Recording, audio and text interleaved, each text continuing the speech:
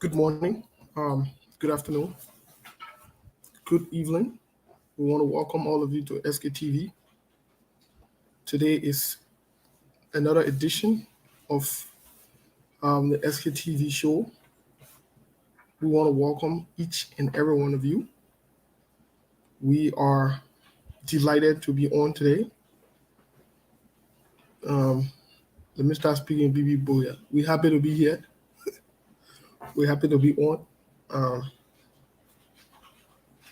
Thank you for following us from wherever you're following us. We want to say welcome to the show. Welcome to all of you. Um, Today is a good day. Um, Today is Thursday, the 17th of March. We are halfway through this month.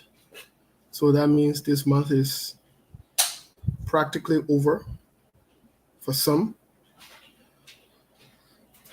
The year seems to be going by very fast. But we are here.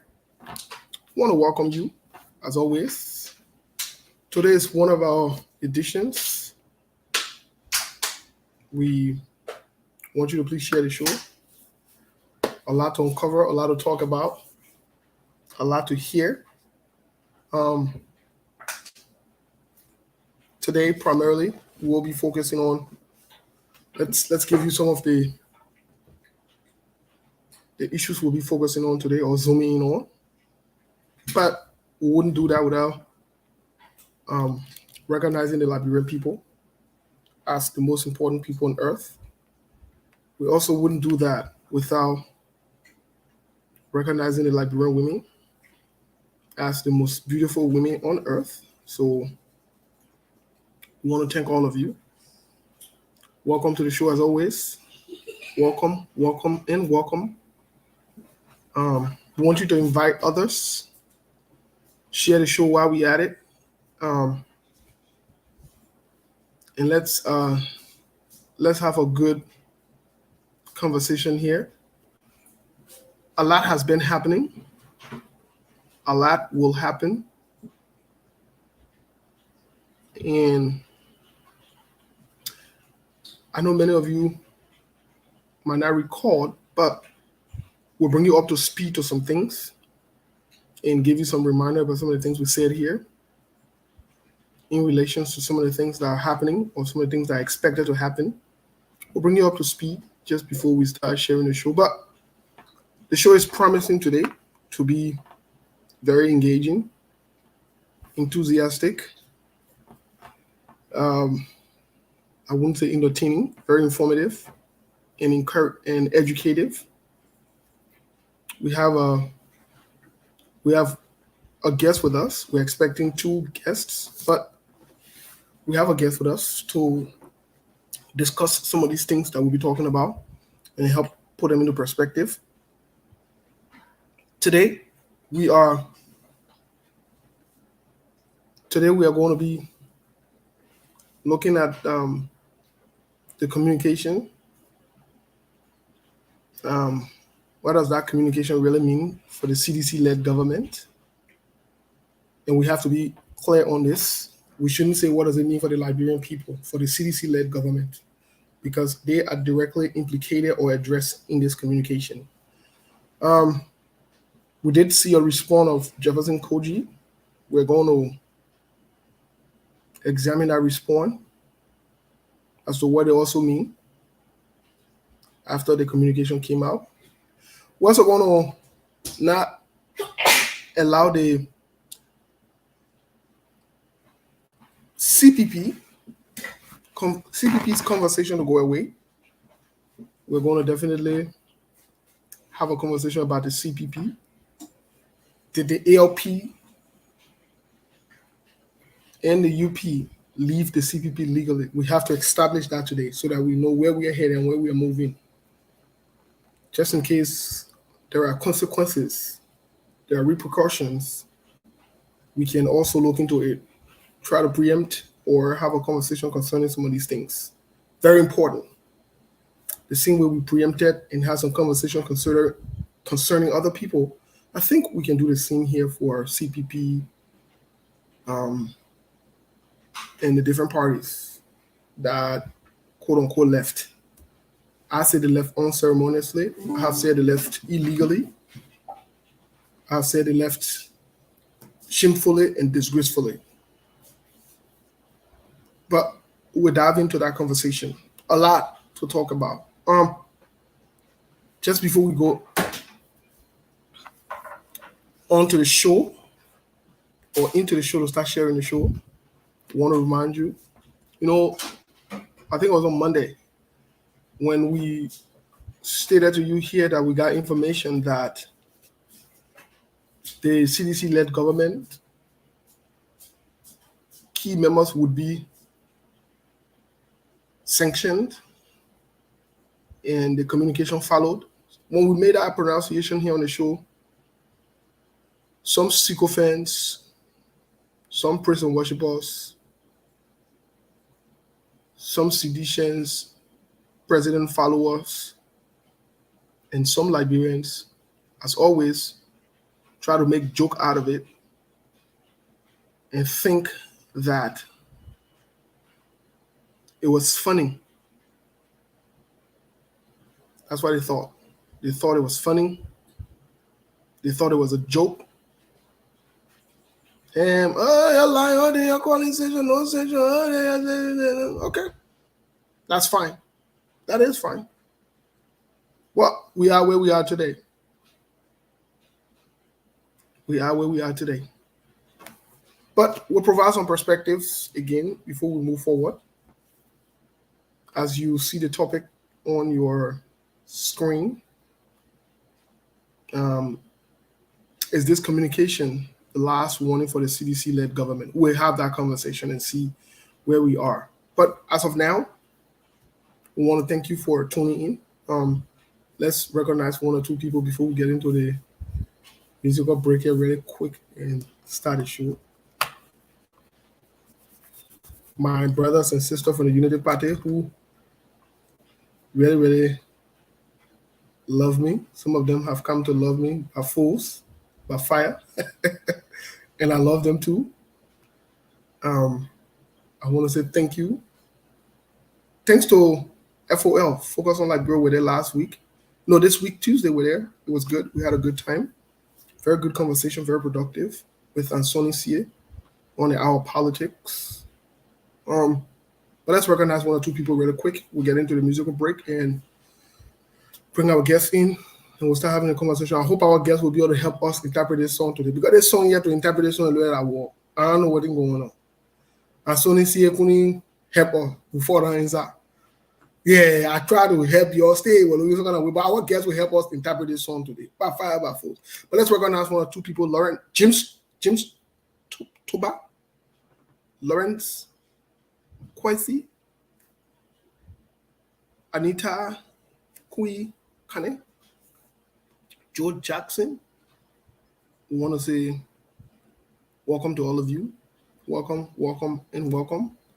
Let's get quickly to the musical break here as we share the show. Please share the show. Don't be selfish. Don't be mean. Share the show with someone. We'll play Takunje today. I know I want our guests to interpret this song, but we'll play Takunje because this song is very relatable to the times that we're in, So let's play Takunje, they lie to us. Help us share the show, please. Invite someone. Please don't be mean. Don't be selfish. Don't do that. It's not a good thing. Let's share. It's commonly said, sharing is caring. So let's share, please. Thank you.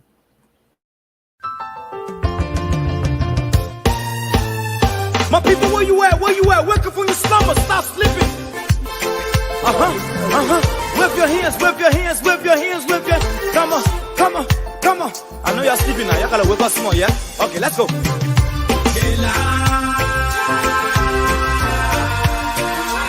people fool us. The people lie to us. The government betray us. So much. I said they lie.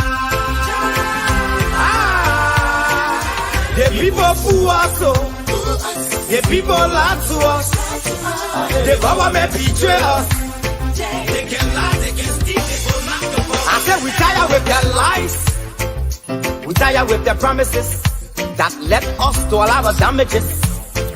We tired with that speech they preach indeed, and now unique they deceive us. The thing we saw, it frustrate us. So why did you lie? Why did you steal? Why did you allow the citizens to beat? You see, we just tell you that why we voted you. But you fool us, you screw us, you use us and later on abuse us. So why? The government should lie. Why? But that's the question that we ask. They lie. The people fool us. The people lie to us. The government betray us. They betray us so much. I said they lie. The people fool us, the people lie to us, the government betray us. They can lie, they can steal, they go knock the corrupt. No one to trust.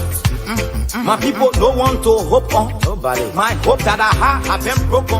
I'm telling you, brother. So where are the schools? Where are the roads? Where are the jobs that they say they could afford? But they're too selfish. The people tired with their rhetoric. People tired, they tired. You see the reason why we ask why the government betray. They have enough of time, but yeah, then instead they delay. People suffer. No work for people crying for hunger. Look at. Your vision and your mission, your intention to the nation, they poor. You got nothing to show. Nothing. So why? The government should lie. Why? But that's the question that we ask. They lie. The people fool us. The people lie to us. The government betray us. They betray us so much. I said they lie. The people fool us, the people lie to us, the government betray us. They can lie, they can steal, they go knock the corrupt.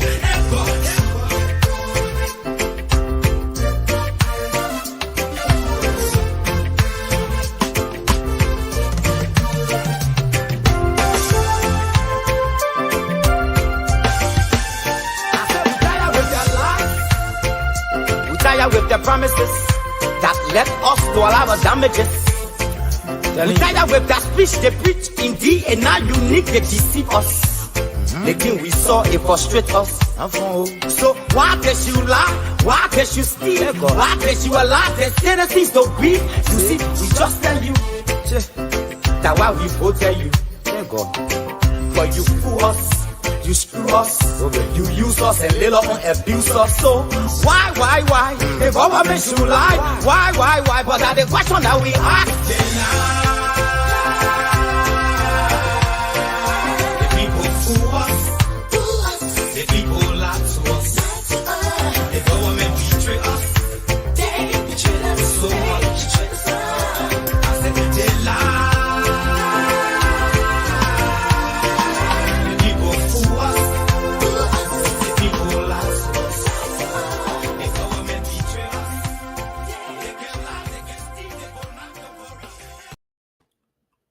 People betray us, they can lie, they can steal, they corrupt. Well, I want to see who in this time and age would dispute this song. I think the song is timely. I think it's well written. The only unfortunate part of it is in Liberia, we do not honor. Give me a second, please. I got to turn this thing off for this noise, please. 1 second, please. Don't go anywhere. Just stick on. 1 second.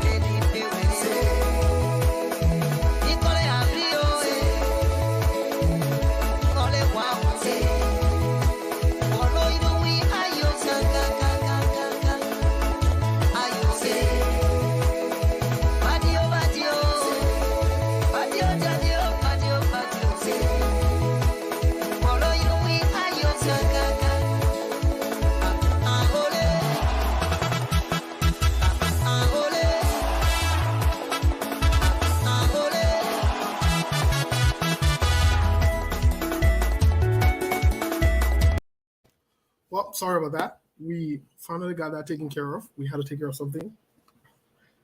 But I think our guest will be able to interpret this song for us today. Yeah, if they guest does not interpret this song that we're playing, the show not going nowhere. Let's quickly recognize the last sets of people for today, and we will move into bringing our guests really quick. I think we stopped to Anita Kuikane. I hope I'm pronouncing her middle name well. Blama Kamara, welcome to the show. Kabeth Cole, welcome to the show. Watching up from Texas. Piercy Erickson, welcome to the show. Shada Thompson, welcome to the show. Oh, your next door neighbor in Houston. Okay, well, that's cool. Royal SB Conan, welcome to the show. Glendale, Jim, welcome to the show, Glendale. Good to see you and good to always have you around. Well, let's see. I thought you let know that you're calling people out now. All right, let's bring our guest and let him interpret this song for us. Somebody said I'm gonna call her name. We're gonna hide it. You can't get us. So you see your life. You want to be saying where's I get handle? Let me try with that name. It's not easy. We let Jeannie, Kai, Claire Jean, Jeannie. I hope I try. If I didn't get it, your own. Augustine Myers, my man. Better call you, my man. We inside. We no talk, brother. We'll talk after the show. I will call you. We no talk, brother. We no talk, my man. That monkey me, brother, like bro. You give my own. We no talk. Me and say we protesting against you. You know, bro. Say I want no monkey me. We heard that you been disobedient. That monkey me in your community. But, all right, I'll leave for Koji. Well, let's bring our guests in really quick, please. But thank you so much, guys. Let's share the show, please. Let's invite other people. Some of you have not shared the show, but we'll forgive you for today. But let's share the show. Let's bring our guests in really quick. Good afternoon, Mr. J. Randy. How are you? Well, I'm okay, Moses. But I'm getting a feedback here. Hello? I think it's from your end. It's from my end. Let me see what I can do here. Hello? Yeah, we can hear you very loud and clear. Okay. Yeah, as I said, I'm doing great. And again, thank you for giving me the opportunity to be here. From my end, the weather seems to be very wet today. But I'm glad that I managed to go out there to do a few things for myself because I have a few days off and I'm really enjoying the day. And I want to say thank you again to you, to Sekou, to T, and to your audience to give me the opportunity to be here. And as always, it's Jay Randy, and people who follow me by now should know what I stand for. So thank you again, Moses. It's a pleasure to be here. All right, thank you, Jay Randy. Well, there was a song playing. I think you heard the song. I know you've been out of the country maybe for a while, but you have to take a swap at that song and let us know what exactly that song is saying because that only way we can move forward, Mr. Randy. Which one? The one you just played or the one prior to the one you just the one we just played, man. You need a girl interpretation on that song. The poor man waiting to hear from you for that song, man. So tell what that song means. You mean like the one that said the government lied to us? No, that's not one. Oh, exactly the one. You trying to challenge me to the language. See, Moses, you caught me right-handed. Yeah. And I would say my left line is not here. If you had informed me in the back end, I would have played that and say, hey, give me up. So to be all honest to you here, it's not going to be I'm not going to be able to give you any interpretation because I will say something briefly here. When my mom died, my father took me to live with his wife. I mean his uncle wife. I mean his brother wife, who having to be my uncle. She was from Grand Bassa County, and in the house, we were not allowed to speak any language, or let's say dialect.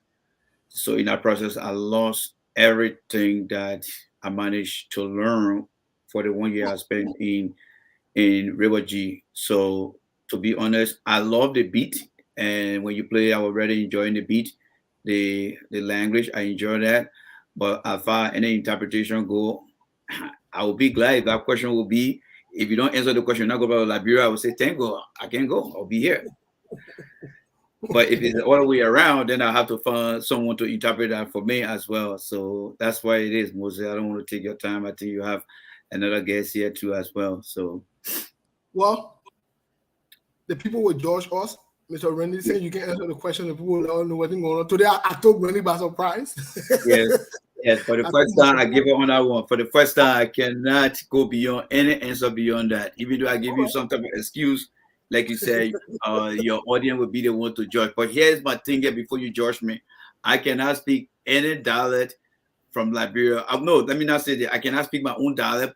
However, I can speak Bassa a little bit. I can understand it because due to the war, I managed to like save myself from not being questioned by, and how you know how things used to be. So I learned the Bassa a little bit. So if you got great in me, please think about that little opportunity that I'm willing to learn. I'm open to learn. But for the question Moses asked me for the interpretation, there's nothing in my dictionary that I can provide answer to right now.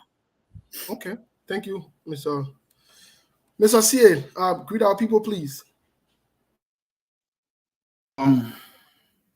Hey, Steve, thank you. Jeremy, it's good to see you. The man who is always having a fancy background. It's good to see you. You can speak your language, but you can speak English. Oh, God. You can speak English, you learn English, you write English, you interpret English, but your own language. Oh, God. These are the excuses we get all the time. Liberians leave Liberia, they go to China, they learn Chinese. Some of them will go to Ukraine, they will learn the language to get education. But when it comes to their own language, some of you need to stop giving the excuses. Maybe you should just dodge the question like some politician can do. So what will you recommend? Let's triangulate the conversation. So what will you recommend? Learn a language. Find somebody from your county, from your town who can speak the language. Keep in touch with them. And, start with hello. Keep in touch with them, and language, you can learn it. If you put in time. I mean, if the English giving you a hard time, right? But at least we can communicate for people to understand us. I agree. Totally agree. I want to say good afternoon to folks listening who take their time to come and listen to us.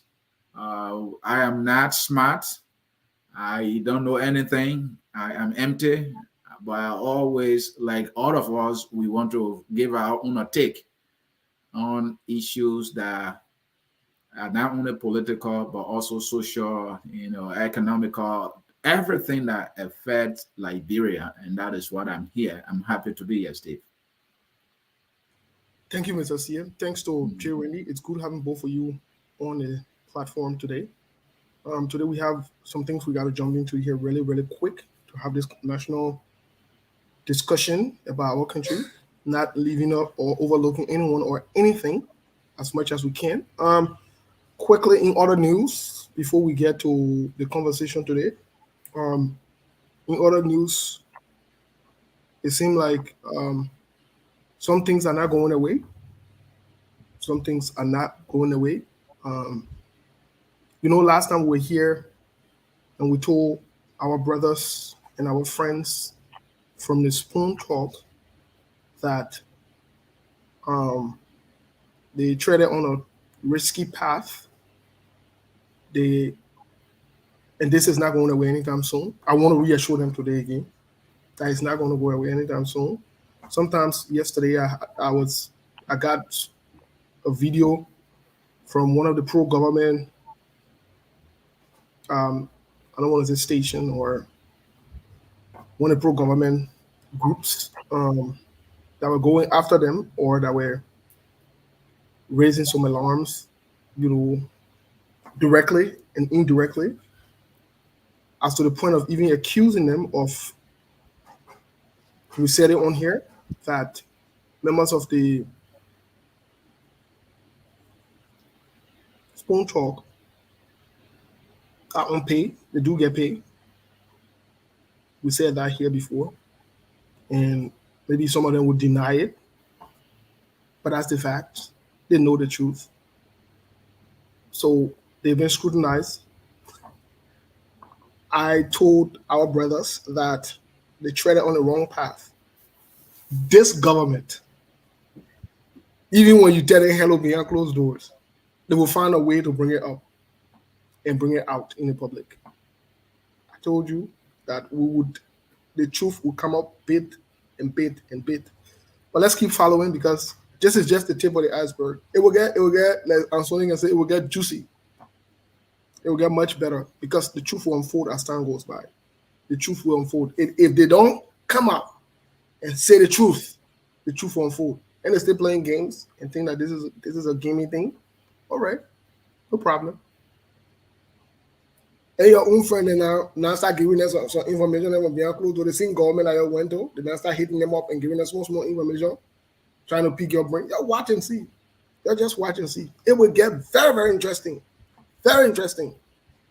It just started. When we say, I think we hit people or so forth, I told the CEO before, I said he needs to slow down. He doesn't know the people he's dealing with. And I asked this question, you really think these guys will want to make you president, or they want to, Nathaniel McGinnis should do all the running around, you come and get the war? You really think so? But I don't know what you're drinking, but it ain't happening. Yeah. Change what you're drinking and come to reality. Because it just started. But let's move into other things, because the thing will get worse. They'll be left with no option. They will be left with no option. It's not going away. I just want to reassure them that this law is not going away. It's not going away. If you're thinking it will just walk away, that is not truth. It will not go away. So we want to move a little forward into this conversation today. When and if you look at the headlines here before getting our talking points, you would see that there's a question there. And I'd like to ask the two gentlemen on here who are our guests today. Is this the last warning? This communication that was sent out by the U.S. Embassy near Monrovia, is this the last warning for the U.S. government? If so, why? And if not, then why not? The question is to both of you. Whoever wants to go first. Yeah, I think Ronnie should go first. He's the first who got here. Yes. Rennie, the question now is this communication from the U.S. Embassy near Monrovia that came out most recently, is this the last warning for the CDC-led government? And if so, why? And if not, then why not? Well, first of all, the way I read the information, I won't just blanket that as some sort of warning. What I would say is it another advice, reminder to the government about what happened as in the case of the Mandela Challenge program? Because one thing I noticed about the U.S. ambassador, his message to the government is always quoted. You got quote in it, and you got to unquote what is in the message. So if I were to answer the question, I would say, how well are they going to receive this information in the form of a warning? Is it the first? I would say no. And here's why. As long as the government continues to operate, there will always be a monitoring, observation, and what have you on the behavior of the government. And as long as he sees something, he will come back again and remind them. Because if you remember, during the EDC press conference, I call that the EDC press conference because it was specifically and predominantly about the EDC. And in that press conference, he mentioned about how he and his wife, even back in the U.S. here, will pay their bills, including the electricity bill. And then he warned that he cannot promise whether the taxpayer will continue to support Liberia if we don't do our part.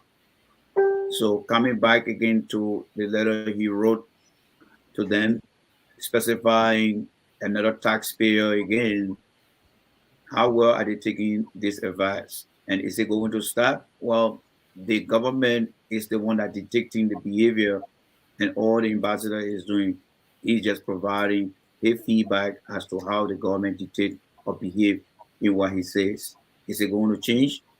I cannot definitively answer that question because I'm not Judge Weir. If I were Judge Weir, I would give you the assurance that I will take heed to answer your question, but I'm not Judge Weir. But what I can say is there's a possibility that it could continue based on the history that I know. All right, because they got the first advice, they didn't do anything. The second one has come in, and you think they will do something from the first one to the second one? No. So I would see it as something that to be determined. That's how I will answer that question. Thank you. Let's see. What do you say? Steve, thank you. And I think Randy was on point. Where I slightly want to disagree with Randy is that the message in the previous press conference that Randy referred to as the LEC press conference, and that, the message there was coded. I disagree very respectfully. It was not coded.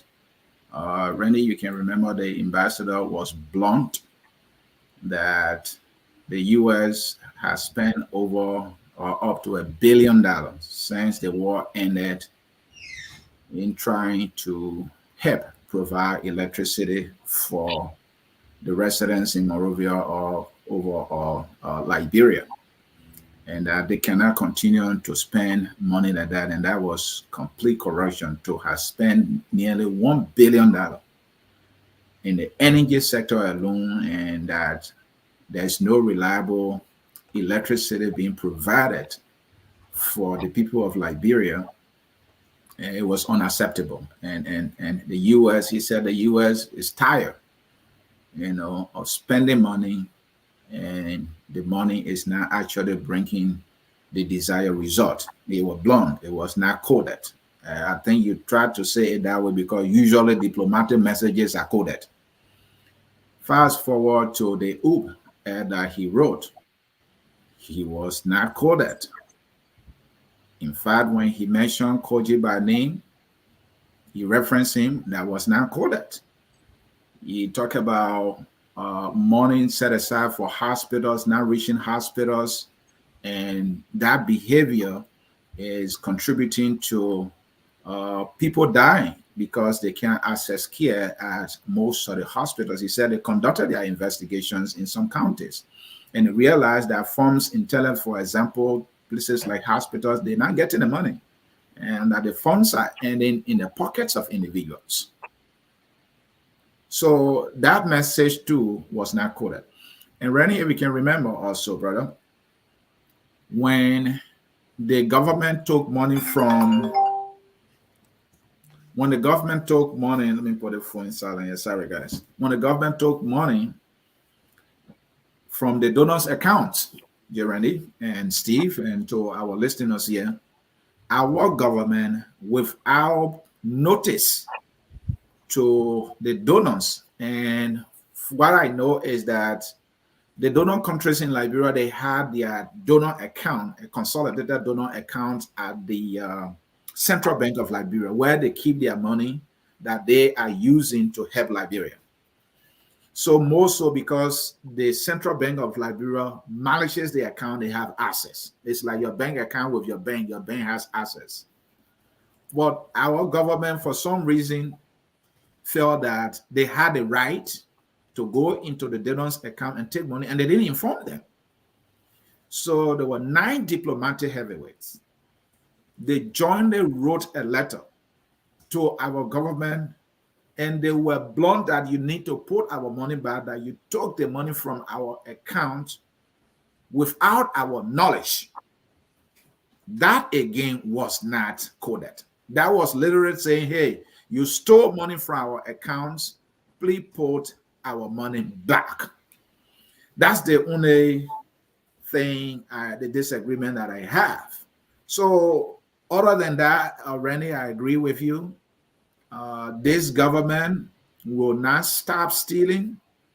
This government is a government that is not responsible. The government is not transparent. And to tell you the least, my brother, like the ambassador said, this kind of corruption is costing the lives of people in our country. That corruption stops the provision of basic social services like we see with the LEC. I don't know how reliable the provision of safe drinking water is in Liberia. I don't know that.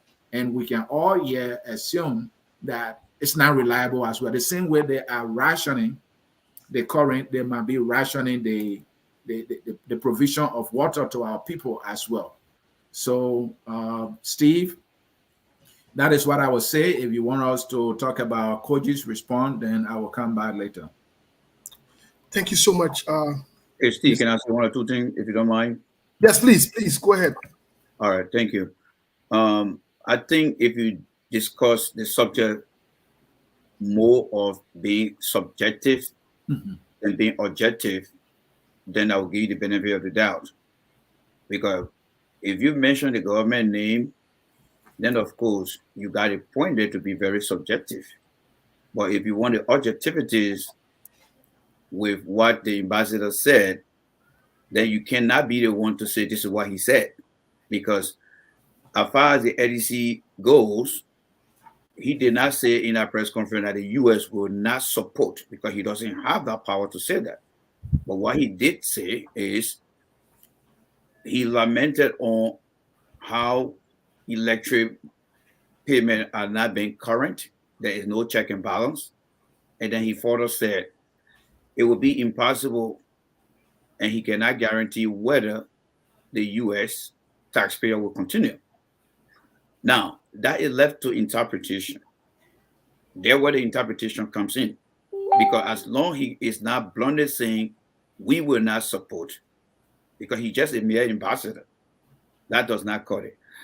All right. So whatever he cannot say directly, it is up to an interpretation. And normally call come in different messages. It's up to people to analyze. When people analyzing things, after somebody says something, they are basically decoding what the person said for people to understand. That is from where I come from the objective standpoint.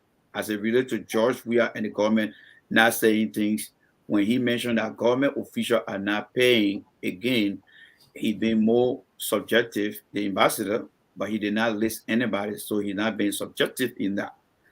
Now, when it comes to the issue of what he just wrote, he stated 19 years ago we had a civil war. He said 11 years ago, I believe he said we have the Ebola situation. And I think he said 7 years ago, something else happened. Now, when you look at things from a general perspective, 19 years ago, the war we had, 60 years after the USA were established, is not mutually excluding the other government. So there are a lot of interpretation that he's quoting in there. What would Joseph Jigen Robert say? He's not saying, he's not giving one government performance and say, what would Joseph Jigen Robert say? He is just giving us a landmark of government and Joseph Jigen Robert and his government. So it is up to the Liberian people. The only way that I would say he is very subjective is in the place where Jefferson Koji was mentioned. So if that question is asked of me, Randy, what do you make of the ambassador comment as it related to Jefferson Koji? Because throughout that whole thing, he did not call George Weah's name in there. And I want to set that straight. So there are some of the messages that need interpretation because of how he worded it. There are some that will be very direct in the case of Jefferson Koji. And I would say, yes, that's very direct. So I just want to just make that redundant to what I said earlier to Brother C here. Thank you so much. And this is promising to be a very good conversation here. Both gentlemen are aware of the situations going on in the country, whether privately or publicly, and I can assure our listeners and our viewers that you will not be disappointed. Sit tight, invite other people, um, and let's get this conversation rolling. I'd like to push this a little further, but let me give my take on this because the U.S. government seems to have used strategic timing, especially in times of celebration. Your friends don't come to your party, to your birthday party, or to any celebration that you are having, whether that to commemorate, whether that to remember, whether that to celebrate somebody in your family or something, some kind of achievement, and start to warn you and start to remind you and start to put you on public notice. But the US government, whether through the embassy or other means, has always provided these different cautionary measures, reminders to the Liberian government. And I find it very interesting on important dates, especially celebrations to our government. And that alone in itself is troubling. They don't pick other days to do that. They pick big days. So I want to say here, based on some of the information we are getting, I think this is it, as evidenced by the last paragraph here as well. Let me read the last paragraph in that communication because we're going to jump straight into the communication. This will lead into the communication. The last paragraph or sentences in here. Let me read it really quick for our audience. Sorry, sometimes when you're reading from these smaller gadgets, it's a little, it can be a little, you got to make this thing bigger here. Let's see. As these statements indicate, the US government is sufficiently concerned about corruption in Liberia to sanction individuals. That has to be cleared out. No Liberian politician, government official, non-government official, opposition, no opposition should tell you, say, the sanction that is already approved. There's no question about the sanction that is already approved. Is for the sanction coming on the country and they want to not you. Let me say it to my Oma, my papa there. You don't need to worry. Oma, papa, whether you in Zwenzu, you in the lower part of Lofa or Ganta or Grand Kema, it doesn't matter. Don't worry. It's about the people who stealing your money. The sanction for that. All the people who doing bad things. We're talking about these people. We'll point them out in here. Corruption leads to citizen frustration and has had destabilizing effects on country in the region. It poses significant risk to peace and democracy. So, based on that statement, based on that paragraph, I would say this was the last warning. These guys don't want everything that they've invested in that country. They don't want no uprising. They don't want no noise. They don't want no problem. So for me, in my view, this was the last warning. These guys are not going to fool around again. They're going to go into effect and into action. That is my view. But let's get into the nitty-gritty of this conversation, which I'd like to go to the first question here that both of you will be tackling. How does a communication from, what does it mean? This entire communication, whether you want to pick bits and pieces in there, what does this communication mean for the Liberian government? In totality, whether that Jefferson Koji, whether that the president, whether that the Senate, whether that the House of Representatives, whether the judicial branch of government. Let's keep this in context. government at large, all three branches of government. What does this mean for the Liberian government, this particular statement? Well, Steve, if I can go first here, I first of all want to say that to your question, whether there was a warning, I don't see that as a warning. This is somebody blasting our government, especially officials who are in charge of running the government. He's actually blasting at them. He's talking to them like boys and girls who are not serious, who are not taking their responsibilities serious, who really don't put in all the effort to better the lives of their people. He wrote it out of frustration. He chose to use Joseph Jikin Rabo's birth date to reflect on all of the suffering Liberian people have been undergoing from one administration to the other.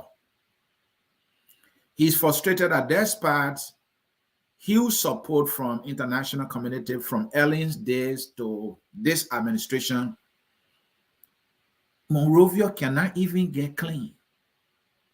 Our government cannot even provide reliable electricity.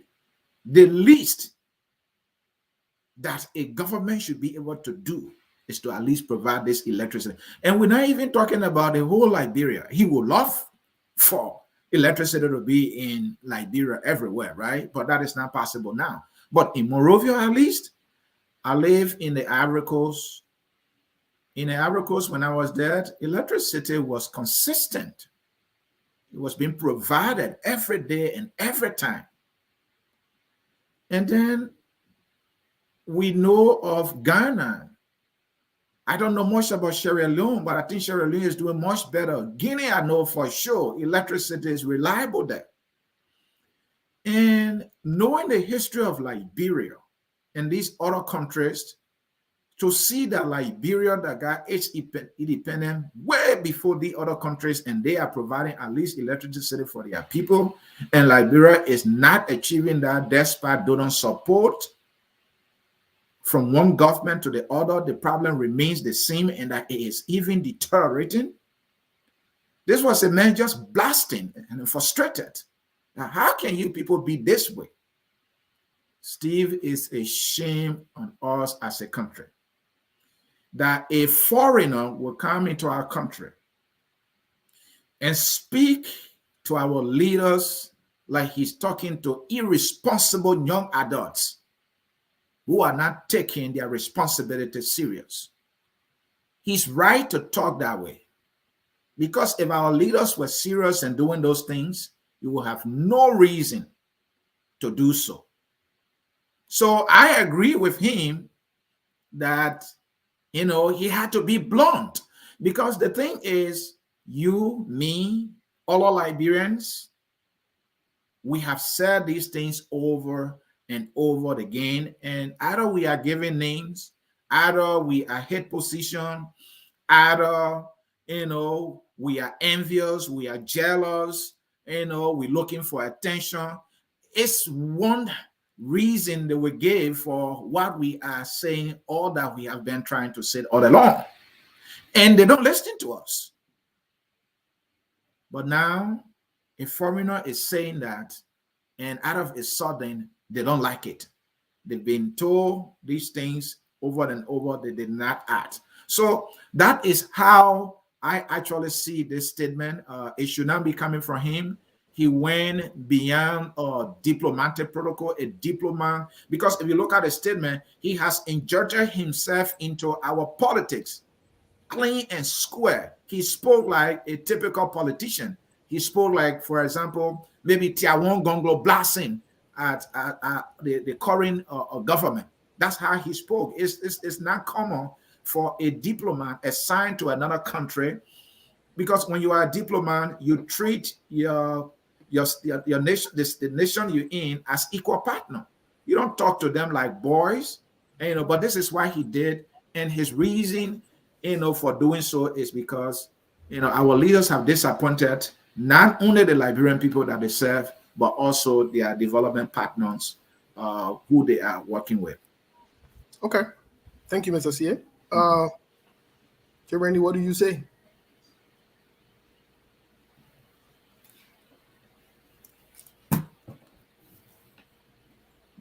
Oh, sorry, I was on mute. Can you hear me now? Because Yeah. all right. So the question that the answer that Anthony just provided, are you asking, is it relating to the ambassador, let's say, last sentence in the letter about what the session will go? Can you restate that for me, please? No, Just not necessarily. The okay. question is in the context of keeping context all aspects of this communication. Right. We want to know what does this mean for the three branches of government in Liberia at this time? Okay. What does Well, this communicate? if you say at this time, then that means you're not giving me the leverage to go beyond. You're limiting me right now. So will you mind to recap that? If you can So, recap so, so, so the thing about it is the way this communication is written is directly written to the current government. I differ with that in some sense. Okay, Yes, that's why? fine. And yes, why? And let me say this before I answer the question. Those of you that don't watch me, because my show, only 5 people watch me on my show. So I see many people here. I'm not a seditious here. I'm not a seditious.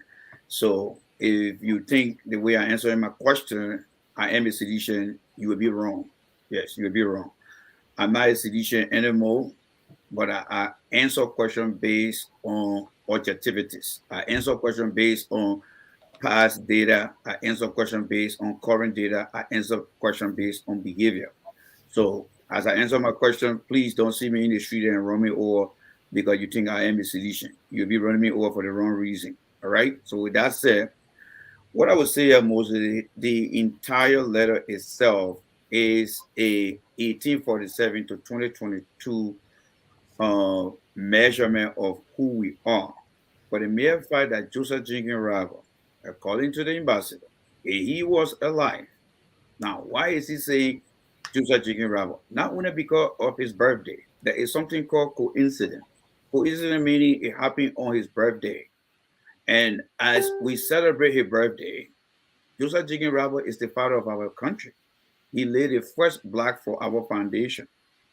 And throughout the course of our existence, whether it's 200 days on the year they landed in Liberia or 174 years when the country has been in existence, if Joseph Jigginwara was alive today, what would he say about trash being in the street? That means from one government to another, what have we done since Mr. Rabo left? All right? Can any other government tell me what was the vision plan from Stephen R. Benson, Daniel B. Warner? What was the vision plan? Why is the vision plan that since Joseph Jiggin Rabo died, that we cannot, according to my brother Anthony, have a better drinking water system in the country? What happened since Joseph Jiggin Rabo died? We don't have a better healthcare system in the country. So those unknown questions can be answered. And that is why I don't want to limit the ambassador's speech just to the current government. It is a failure of all president, all 24 or 25 president inability. And here's why. Let's say, Joe, we have messed up for the past 4 years. Can anyone from the 2-week party come and say, hey, Mr. Ambassador, when we were there, yeah, how much budget we received, and this is how much we did for the counties. Not a single government can come out to tell us that they had done this. If they had done their part, we will have the record today. The data will show. Whether it was President Tubman when he came and had 7 counties, and 4 of those 7 counties have better healthcare system, and we done, then I would say this. But the end reality will fall on the current government today because Mr. Weah's inability to bring on board smart people who could have prevented what Mr. Robert said, what the ambassador said about the late Robert, by going and conducting a program audit with Ellen, financial audit, operation audit, and allowing his ministers to set their vision plan, and each ministry and agency focus on strategic area. Why would this focus on the area? If, for example, the Minister of Health has conducted a program audit of the Ellen administration, and within that audit program, they say, you know what, Ellen only managed to create some level of medical facility in Muscle County, Grand Bassa County, and Kipma. And then we are saying, okay, we see that as maybe 10% over 100. But after 4 years, our government, we have added maybe 5% of our improvement. Then when Mr. McCarthy come and say, Senator Jiggy Robert died, Mr. Weah will say, hold on. When we took office, all the ministry and agency, this is the percentage that we took from Ellen. And this is how much progress we have made over the year. And this is where now I will blame the current government for their failure as well. But in totality, that is a reflection of our 1847 up to present. If I ask you right now, those of you who've been in the country here, when you got here, Bill Clinton time, how many cars did you drive? Which apartment were you in? Whether it's George Bush, where were you during George Bush time? Where were you during Obama time? Where were you during Trump time? And where are you now during Biden time? Because I'm looking at your day you've been in America up to present. That's exactly what he was saying. But when it came to the orders, especially the current government, that same question applies to them. That's how I see it. Now, if you want me to explain the Jefferson County situation, I will hold that because he was very subjective. I will hold that. But there is a reason why that triggered him to say that. So I would just want to say that that's how I see the content of that letter. It's not only limited to George Weah. It's the limitation from the time Joseph Jiggin Robert was there. Because he wanted to make it specific. You also say, when George Weah took office in 2018, where was Liberia? 2020, where was Liberia? 2019, where was Liberia? Then he limited to George Weah. But when he comes to Joseph Jiggin Robert, he's starting from our beginning to present. That's how I see it. Thank you. You are muted, Steve. That's funny. Jay Rennie is stating that this entire communication is not only restricted to the Weah-led government, it's a blanket communication that shows the pattern of either waste, mismanagement of previous governments plus current government. That's Jay Rennie's view of the issue. And Sony's here on the other end is saying to us here that the U.S. ambassador inserted himself into our politics, and that shouldn't have been done the way he did it. And we're trying to get to our Sony point here as to see where it coordinates with Jefferson Kochi. But just before we go to the Jefferson Kochi side, which will transition very soon, there was a statement here in this entire thing that caught my attention. And I wanted to bring it up for you. I really want to bring it up for you to get your input. If you look on it in this letter, it is the third paragraph. The third paragraph to the end. Let me read what it states. Finally, it calls on the U.S. Treasury Department. That's critically important. I want us to keep that in context. Treasury Department, we're talking about money, we're talking about assets, we're talking about resources and other things. So let's keep that in context. And, for we who don't know English, anytime you see the word N, it means plus. Because in math, N equals plus.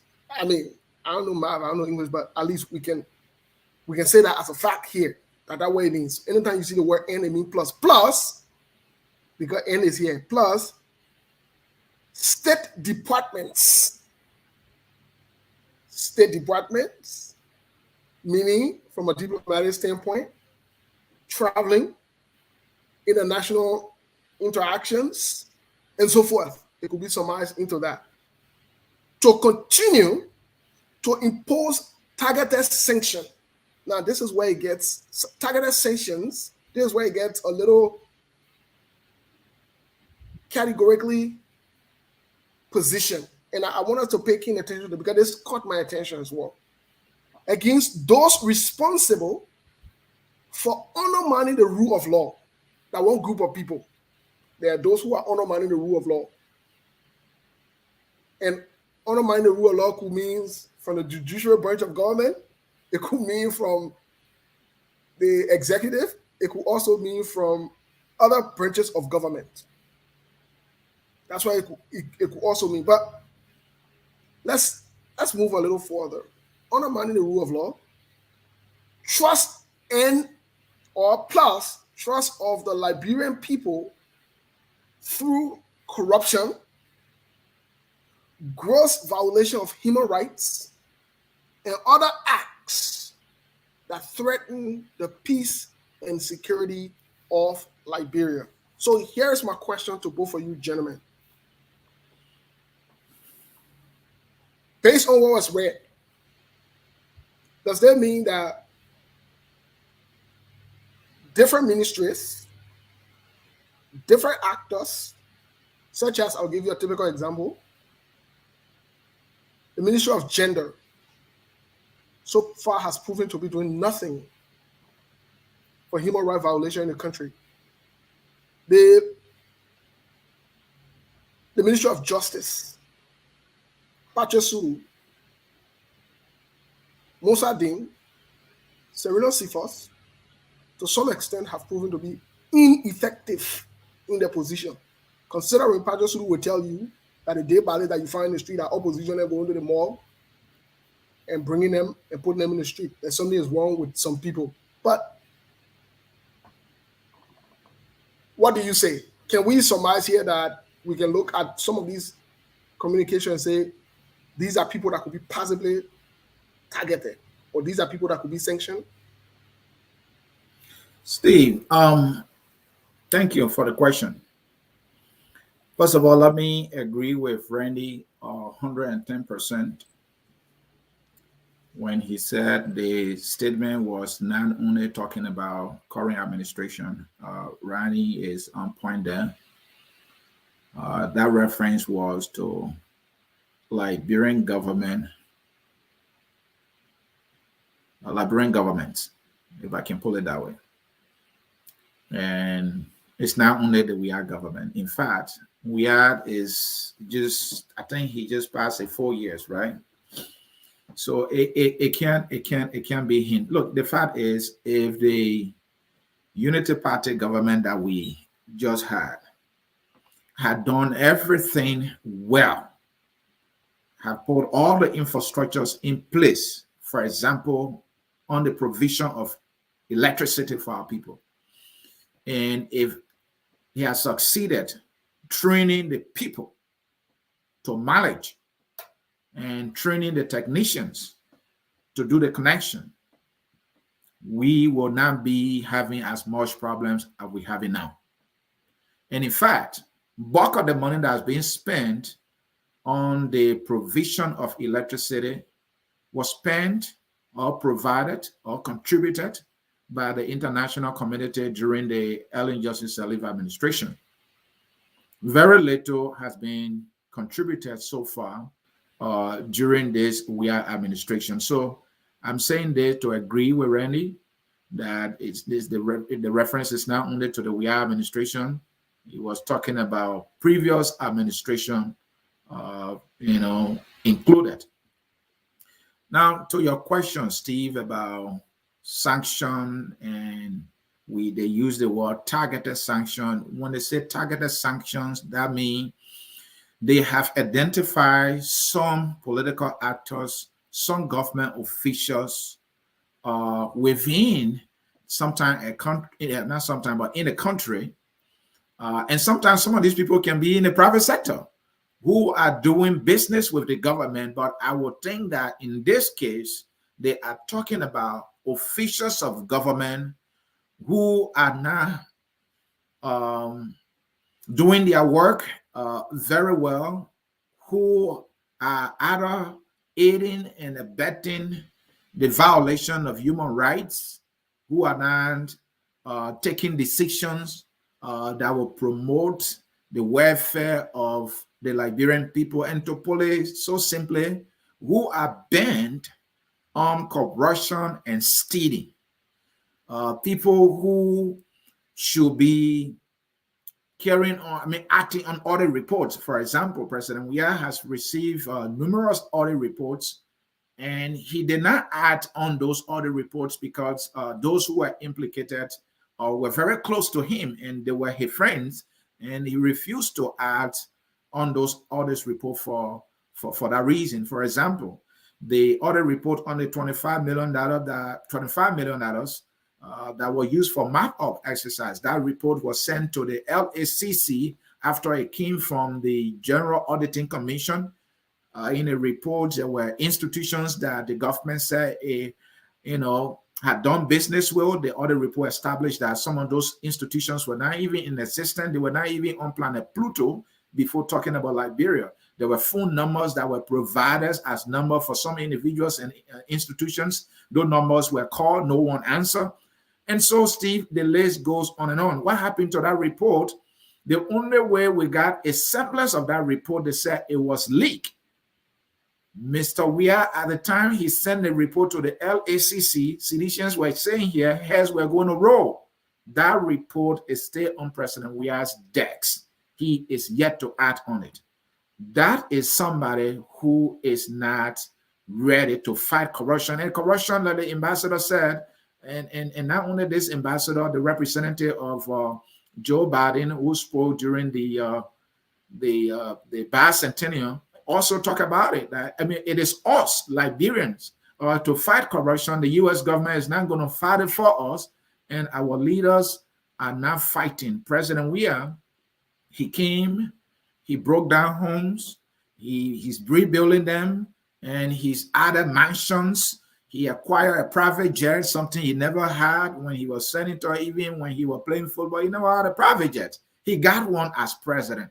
So, Steve, the acquisition of wealth by these broke brothers and sisters who were fighting to catch Keke just a few months ago, and today that they are having mansion, McGill bidding a mausoleum for his mother, somebody who was sleeping literally in a swan. And so, Steve, we can talk about all of these things. And when you look at the lifestyle of this individual, even Koji we're talking about today, I understand he has a compound. It's something I've not verified yet, but I won't doubt it. And so when you just conduct a lifestyle audit alone and compare that with what these guys are earning as income, you get to know that they are taking money not intended for them and using that money for their internal purposes. And finally, Steve, if you look at the national budget is where the corruption is being crowned. Now, they now try to be smart with it by legalizing corruption to the highest quote. Now, President, we are in this current 2021 budget. Randy, I'm talking about your friend we are here. In that budget, he got 5.9 million for the office of the president. Now, in the 2021 budget, President, we have 412,000, pretty close to 500,000 for the office of the president. How can President Weah personal budget, that is the money that goes into his pocket, that's the one that constitutes his salary, jump from 400,000 to 5.9 million? That is almost 6 million. What is the justification? All right. So this is how they are stealing the money, and the U.S. government knows this. And besides, if you look at on the intelligence front, these people are wiring money to friends, to relatives. Some people are acquiring properties for them here in the U.S. The people see all the transactions. They are monitoring their phone numbers. They are having conversation. They are talking about money they've taken and pocketed. They see all these things. They hear all these things. So when they say targeted sanctions, they know the individuals they are talking about, and they're going to put these sanctions on them. And I believe that's the right thing to do. Ready? Yeah. Before we move forward? Yeah, let me just ask Anthony a quick question here. He just mentioned something about your friend. Could you be specific, or you want to leave the name unknown? Because I want to just understand. I said, President Weah is your friend. He can be my friend too. So Yeah. Okay. All right. yeah. Yeah. So just to clarify that, he's my friend. He's not my personal friend because I don't know him personally. He's Yeah. not my professional friend because he and I did not play professional football. That's his specialty there. I did play football. I didn't reach professional level. I saw him as a candidate who I believe who had done the right thing. And he's not doing the right thing. And I think many of you guys that follow me. So I just want to clarify that. All right. And let me say this. The Unity Party. What's about Twe? Is he your friend too, personal friend? You guys went to school together, right? Well, if you're trying to be the interviewer, then that's fine, and I will try to answer the question. No, Rennie, this is not interview, just a conversation. You know, Yeah, we gotta be interactive. Yeah, but I will answer the question here. Tor and myself, we are not professional friends because we haven't worked together before. We've been school mates, all right? We went to school together, and then eventually we became friends. We became friends, all right? And I would say personal friends because we've been knowing each other for a long time beyond school. He and I didn't go to the same university, and today he and I don't work for the same institution. But as far as what we had done today, and let me say this, and that's the one thing I like about myself. I have called Mr. Tour and told him, Mr. Tour, your behavior is something that I don't like. So as it relates to what you're doing in our country, you and I will not have any conversation, especially on the government, until you leave office. So what we do today, he calls me up, I ask him for his kids. He asked for my kids. Our kids don't know what we're doing today, but we just want to maintain our friendship. So our friendship now is only based on family conversation, nothing about the government. So with that being said, I tend to lean in the direction of what was said by Mr. CA as it relates to the Unity Party government. Ellen had the opportunity to nail Weah to the cross, but because Ellen too is somehow corrupt, because she introduced the brown envelope mentality, telling us in America that it was some form of lobbyist. But President don't go out there and lobby like that. President twists arm through their people, but she used some money to carry out that. Not to say that what she was doing was absolutely wrong, but the way she did it, all right, by injecting money into it. Now, if the Unity Party had done its best after all the money she received, if Ellen government had left that offer to say, you see all the institutions, this is how much we managed to leave here in terms of process, performance, improvement. Send this or Jigging Rawa onto our time. If she had given every institution performance, we today would have hold that data to say we are Ellen left the education ministry 2% over 100. What percentage do you have right now? None of those things were left in place. So Unity Party screw up over there. Now, let's come to the issue of the rule of law. The rule of law is a very complex meaning to understand because it's made by men and women and the expectations to come from the same men and women. So, but those who drive the rule of law are the ones who's supposed to be the example of the rule of law. I don't think that we are government clearly understand what that means, to be honest with you. All right. And that's the video of Jay Rainey. Not because I support the judge where I would tell you that, oh, this one, no. And I would say to you guys, the opposition here, I hope when the time comes, whether it is Parker, it is Cummings, or somebody else, there will be another ambassador that will say, Thank you, Chicken Robert, what you are doing. So my advice to you guys who are in the opposition, don't use the opportunity to crucify George Weah and the past administration. Use the opportunity to ask yourself, when our time comes, what will we be saying? And how can we definitively say that right now? Do we have a vision that anybody can see that will make progress? So that's just something for you guys. But let me come back again. The issue of rule of law, Mr. Weah and his government don't understand that because in the layman term is the government ability to be able to put in place existing rules into implementation and have everyone in government be the role model and be the example themselves. They are not doing that in every perspective. Individual sanctions, I agree that it will be coming both financially, but I don't know how it's going to turn. But when it comes to the minister agenda, and I think most of you mentioned about the rule of law as it relates to the gender ministry, the justice ministry, and because the police were on the justice ministry, but I'll also add the civil society there. The general minister had an opportunity to free herself from anything here, and here is why. It was not just the Ellen Johnson administration that came out with this, the rape in the country, the the abuse of women. Different institutions came up with different statistics in the country. And as I remember, during the Ellen administration, between 2015 and 2016, the rape against women, violence against women increased between 2015 and 2016. That's something that Madam Pisota, and I will call her name here, she was taking interest into as to what she can do to lower that. Now, what she should have done in order to exonerate herself, to get someone like Yasini and other quiet down, is to say, I have the data here, and I'm going to use my vision, my mission statement, through the PROPO framework, and focus on how I can create an understanding between the community and women's rights. She failed to do that on her part. Nevertheless, every quarter, every year, they say they got fiscal year, they gave every ministry budget to run a program. But what do we see? No progress report, no evaluation, nothing. But order will get come and praising to the government. So as it relates to whether we are really solving our problems, we are not solving our problem because the current administration is not only ignoring the rule of law, but I think they don't understand what it actually means to lead a country based on a program, based on previous performance of a government, what they can do to improve things. They fail to do those things. The question now is, what guarantee can the Liberian people have that the opposition will be different from them when we are already seeing what is happening? You see, between 1847 to 1980, it was what I described as a class segregation, Congo versus the native man.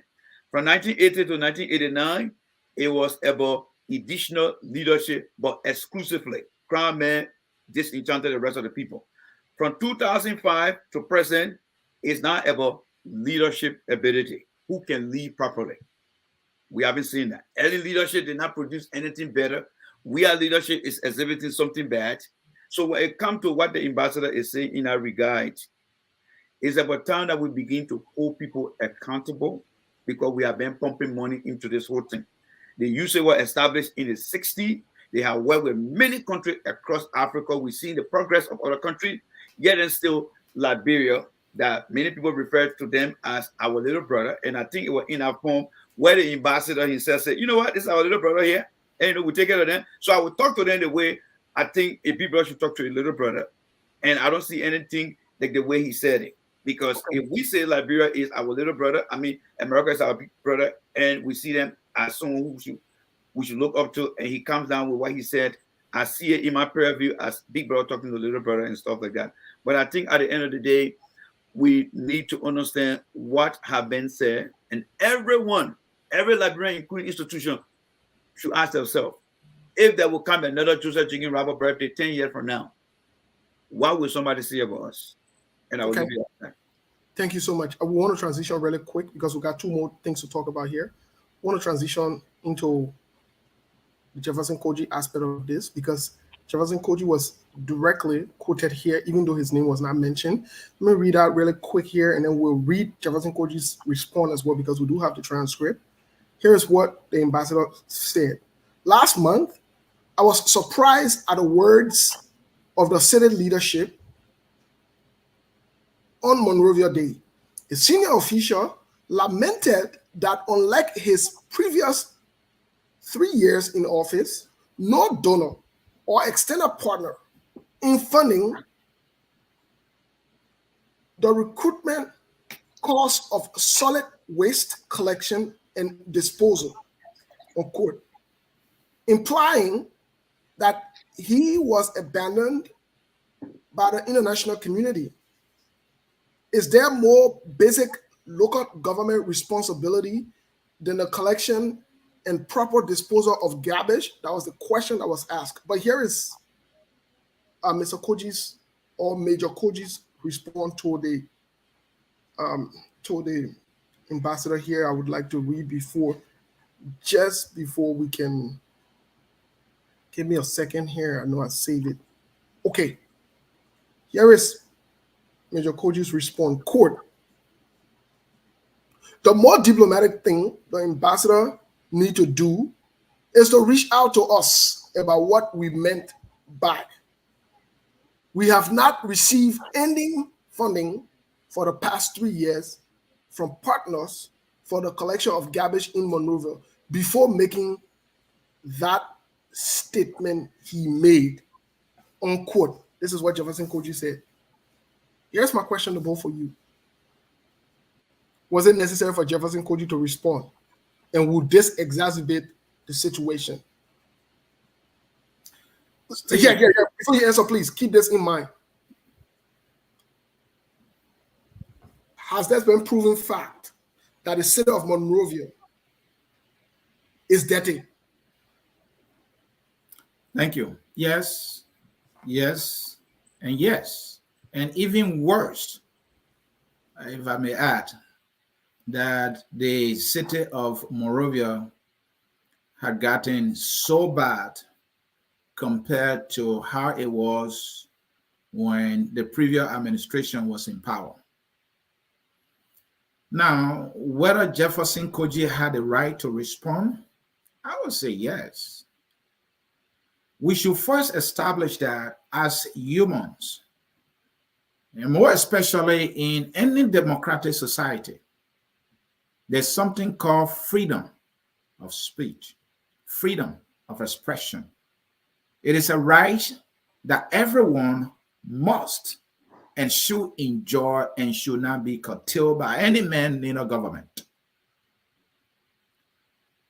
So the ambassador, as a human being in a democratic space, exercised that right to free speech and freedom of expression and spoke as he felt fit.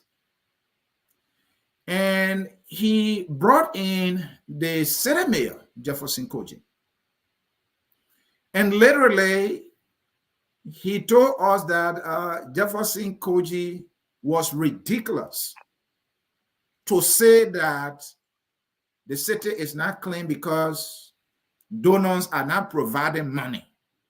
He felt that for Jefferson to have said that, it was a neglect of his responsibility. He went further by saying the least this country, through the city mayor, can do is to find the necessary resources to clean the city. He went further to say, look, as a former Peace Corps myself, I lived in a village before. And in the villages, or in a village that I lived, the place was clean. The villagers, they knew where to dispose their garbage or waste. The village was always clean.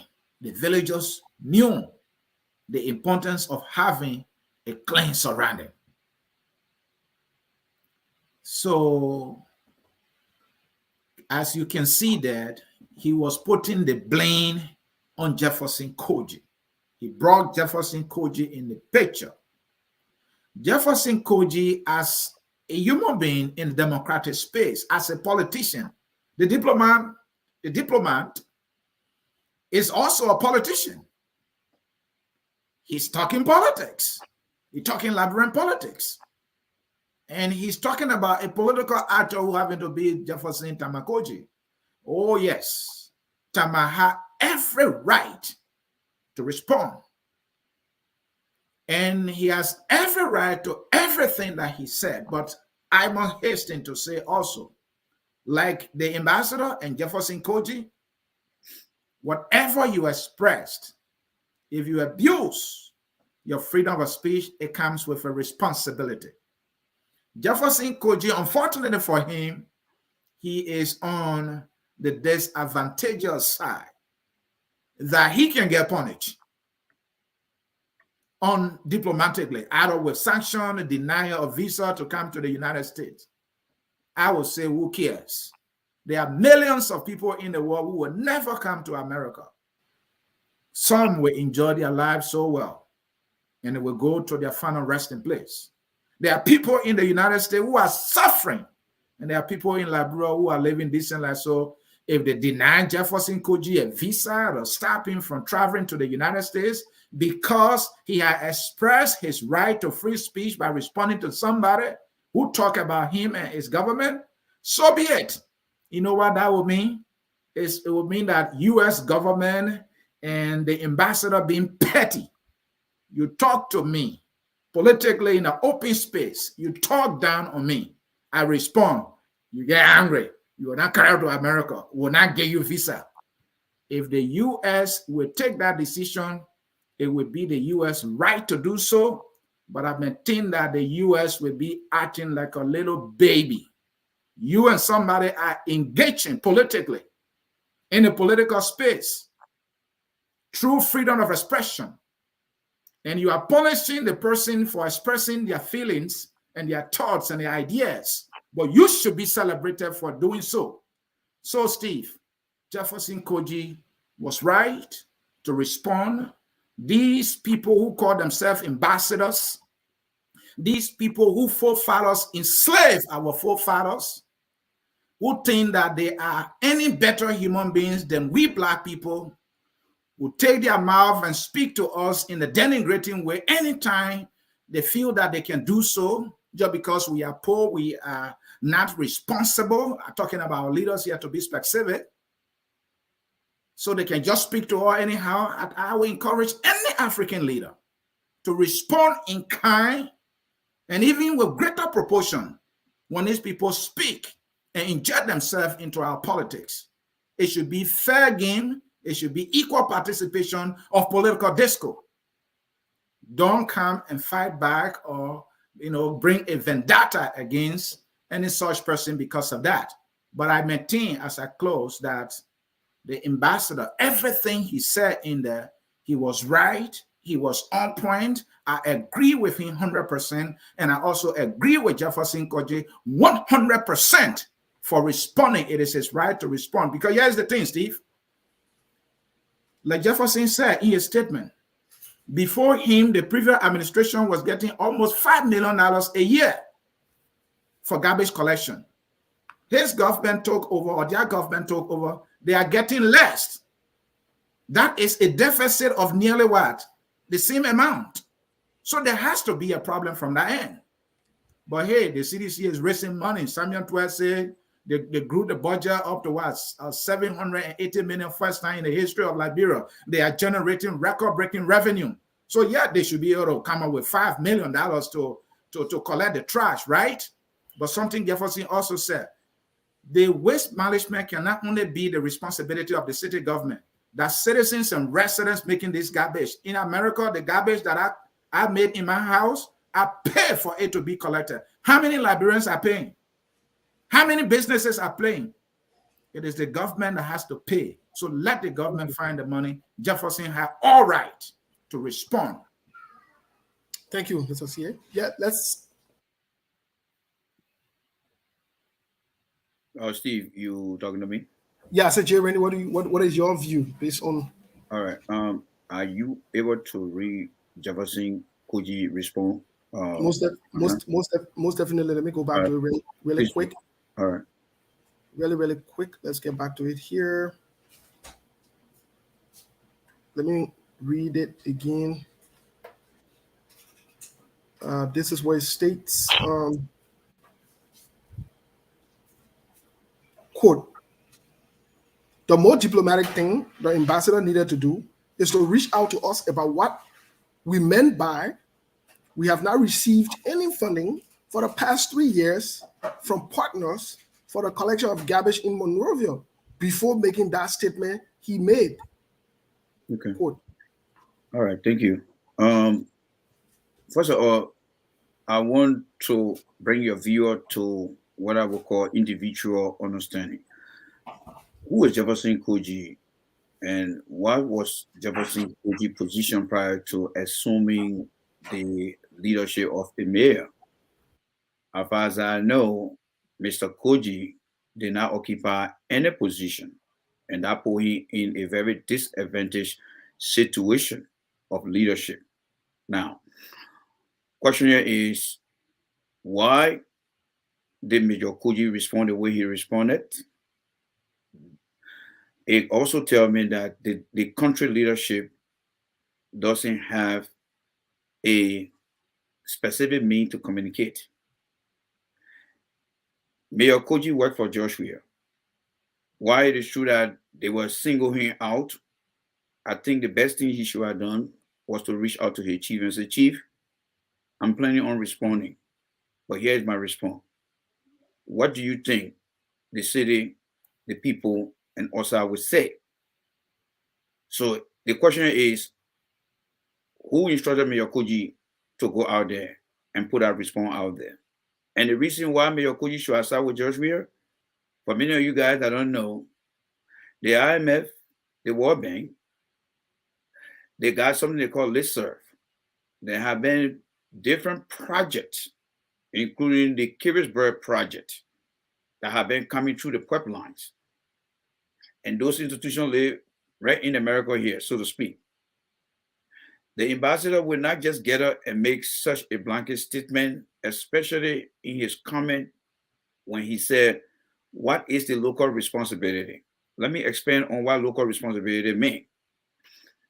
Jefferson Koji is part of the local responsibility. The question I want to ask everybody here, when Mayor Koji took office, what did he say in regards? Thank you for letting, sorry guys. What did Jefferson Koji put forward as a vision for the city?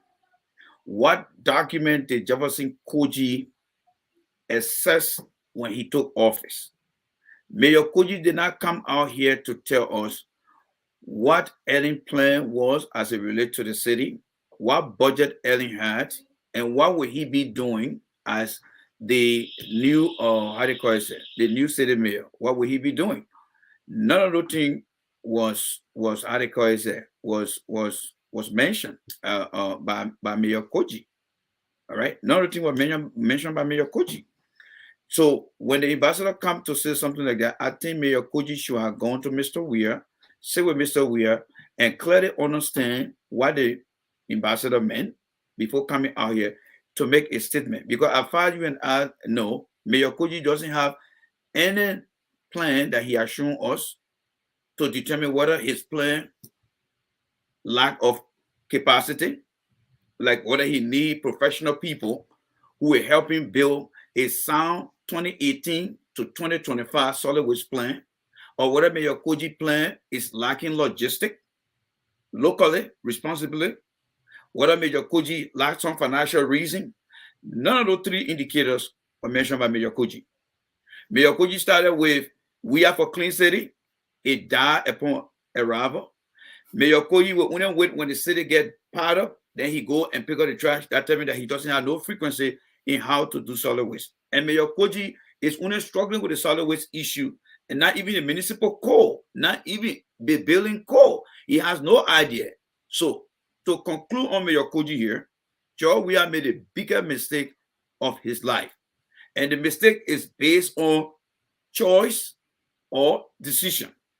Mr. Weir put Mayor Koji in a position because of decision. When you make decision, it benefits you. Mr. Weir feel that Jefferson Koji, very inexperienced as he is, he made a decision to put Jefferson Koji in there because Jefferson Koji will benefit him politically.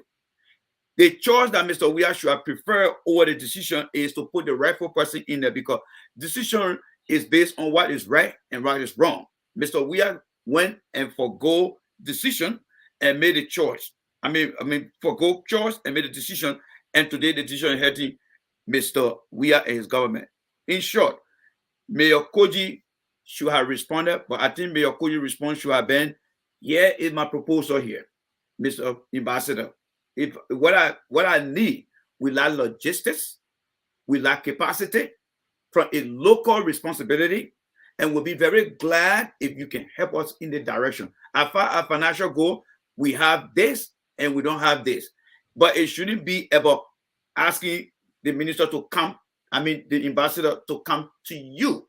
Through the ambassador, remember, he mentioned about USAID, right? USAID is in the country carrying on other projects. USAID will work with IMF, World Bank to help. The Monrovia State Corporation has been part of the partnership corporation. Now, remember, lastly, the issue of the dirt in the city. The city is not dirty anymore. The city is becoming, I'm getting to a point where it is unfit to live. The European guy came out and said the city was very dirty. What did CDC do? They went after the man. That was the first warning. The second now is coming from the embassy. And every Liberian that visit the country that come back here, they will say something about Jefferson Koji. There is a guy in America here they call Mr. I just forgot his name. Oh, my good brother. I don't remember his name right now. But he runs the Liberia African Environmental Watch. They went to Jefferson Koji to carry out a sound solid waste plan. Mayor Koji turned things down.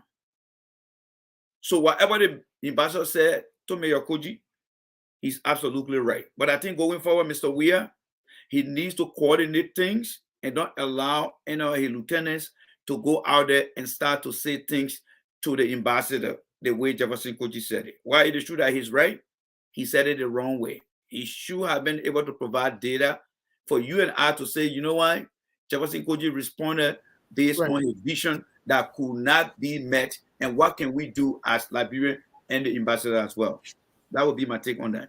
Thank you, Randy. I hope Antonio will come back really quick to give his input on this last segment before we open the phone lines to get one or two input here from our viewers and our listeners. But I would have to agree with both of you gentlemen that yes, Jefferson Koji was in his right, but these kind of conversation must be done diplomatically and professionally, like you alluded to. I think it is the diplomatic piece and professional, both pieces that were missing from this conversation. Rather, it sound more challenging, defiant, authoritative, and dismissive. No diplomacy in it. No diplomacy in it. It sounded very dismissive for the fact that he didn't even acknowledge that there is a problem. And like you said, maybe proffer a proposal and see how best, these are my proposals. I've been able to achieve these things because of this. He should have gone to Mr. Weir and have the conversation and say, hey, Chief, this is what the ambassador has said. What do you want me to do? And that would show refined leadership. Maybe Mr. Weir would say, let's sit with the ambassador and then have a conversation. You see, you don't respond to things immediately. You absorb it. You analyze it. The war is not ending today. It's not ending tomorrow. Unless God have put that tag on it. Sit down, exhaust it, sit down with the president and say, Mr. President, this is what they are saying. And the president in his own right mind will say, what have you done? Bring what you have done before we can respond. But it just goes to show that many times we react out of our emotion rather than out of our intellect. And that's why it goes to show. So everything you describe is actually true based on how you responded. It was wrong. And on a bigger note,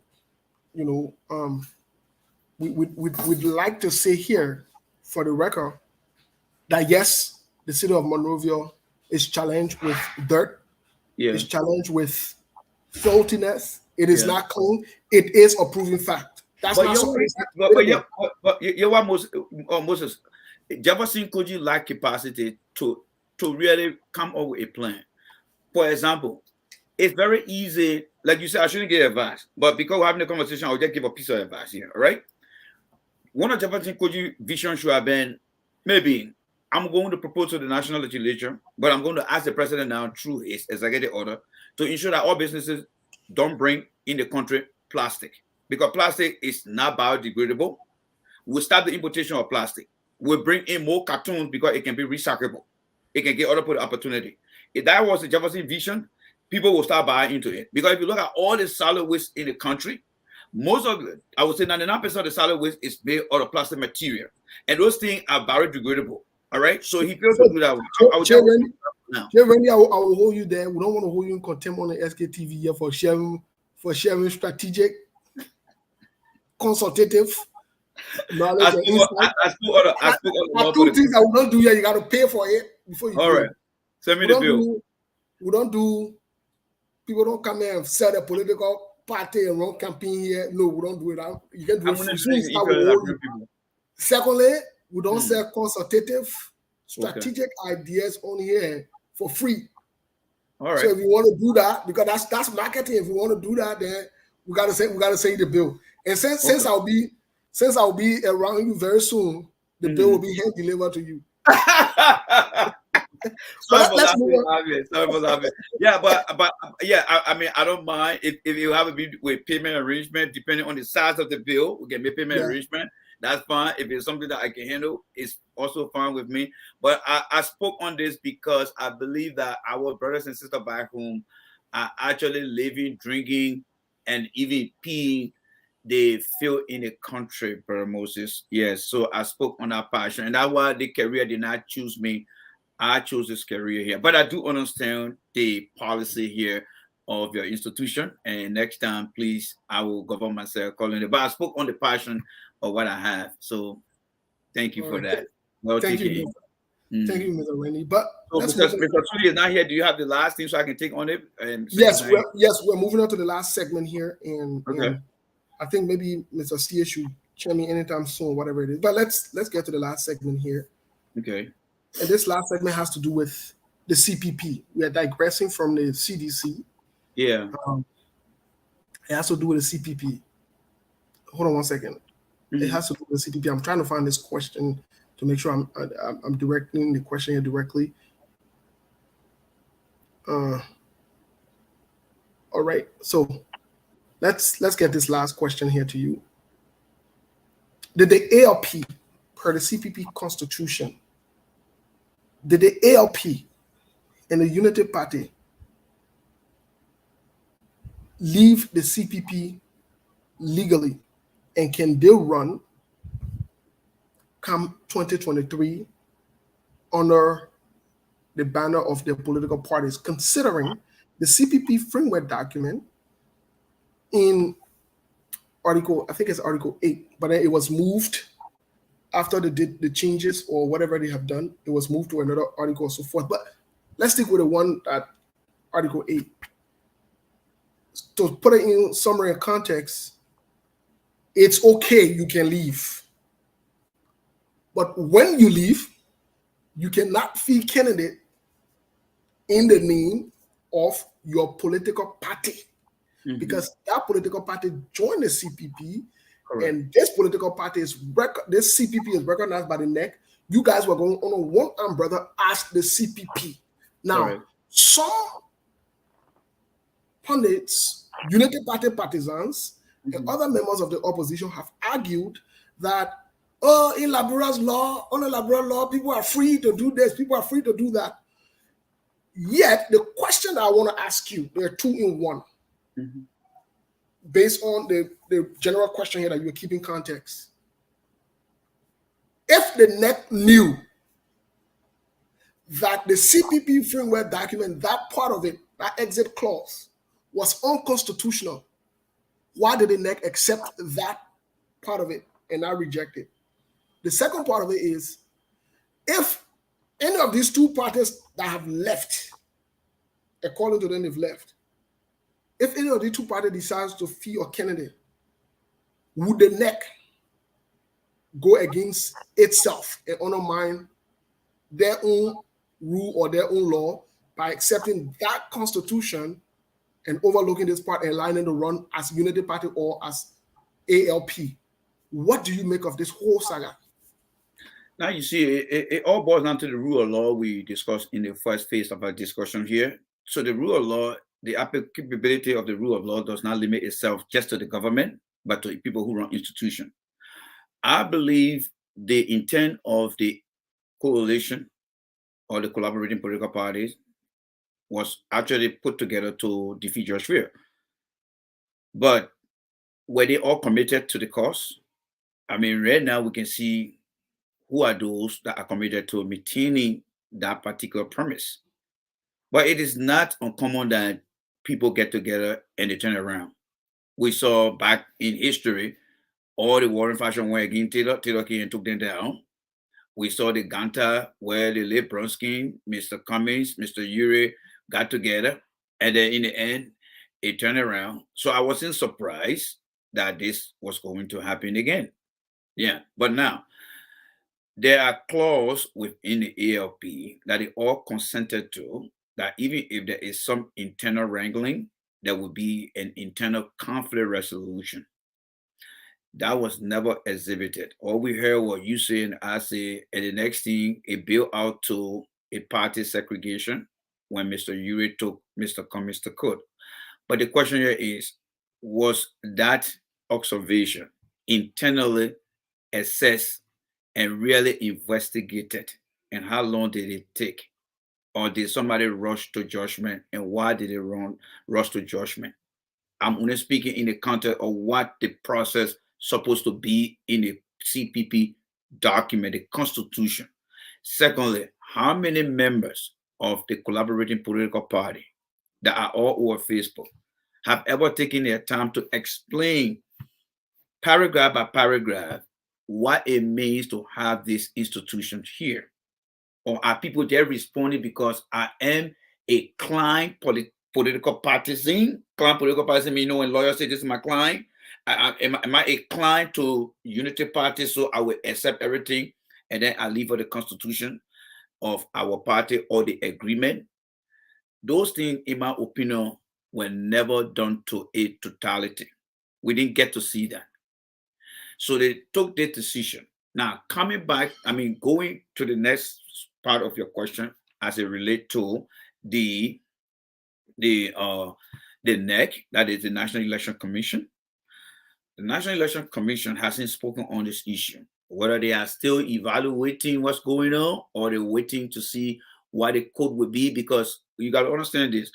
If for some reason one part of the coalition decide to sue another member, that would just say, you know what, as far as we are concerned, we know this thing is falling apart. Let's wait now. Let honor add fuel to the fire. But I would be of the expectation that NEC has to speak to this issue, referencing what is mentioned in that understanding, to let the Liberian people know whether someone has violated what they themselves, meaning the coalition team, have put together. If NEC doesn't do that, then NEC, in the opinion of open-minded people, will be in collude with what is happening. But they shouldn't put themselves in a situation. And the reason is they are in possession of a document that we believe they have read and understood. So as far as Cummings go, Cummings is maintaining everything. I recall when he was in the United States here, I think what a girl named Famara. I love calling people names because I love when people make the right thing, do the right thing. Famara asked Mr. Cummings, if the CPP that is giving this, that is creating this situation, decide to leave, what will you do? And Mr. Cummings' response was, let's wait and see. And I think that was a better answer to what we see today, because now they wait and see that Mr. Cummings on many occasions continue to maintain the documentation. You know, it is one thing to put an institution together, but it's another thing to commit themselves. So I think today the CPP, there is a lot to take away, not just from the CPP collaboration, but from the past things that we had done, whether it Warren Fashion putting themselves together, whether it is Ellen becoming president and bringing people together to dissolve all the other party and brother the party on a unity party, whether it is CPP getting together at this earlier time rather than waiting for the 51 plus. There are many takeaways that we can discuss here for another time. But what I would say here is, I don't think why it is true that I'm only looking at how things play out and the commitment to the document. I'm not going to speak on the legal issue. I'm an engineer. I'm not a legal person, and I will let Liberian people know. Many of your analysts, then they want to add the medical doctor to this. No, Jay Radio will speak to what he has control over. I will leave the other legal aspect to the legal minds. But what I would say here, as far as the commitment to ensuring that whatever they put on our paper and whoever from either side really understand what it means, the process, in those things, in my opinion, were never done. And it happened under the watch of the Grand Poobah himself, Mr. Joseph Boyka, who came and never even called for some type of conflict resolution. And this is why I was very disappointed in Mr. Boyka, because it happened right under his watch. He never made that attempt to say, I'm appealing to everyone to cease now. I want to have the conversation.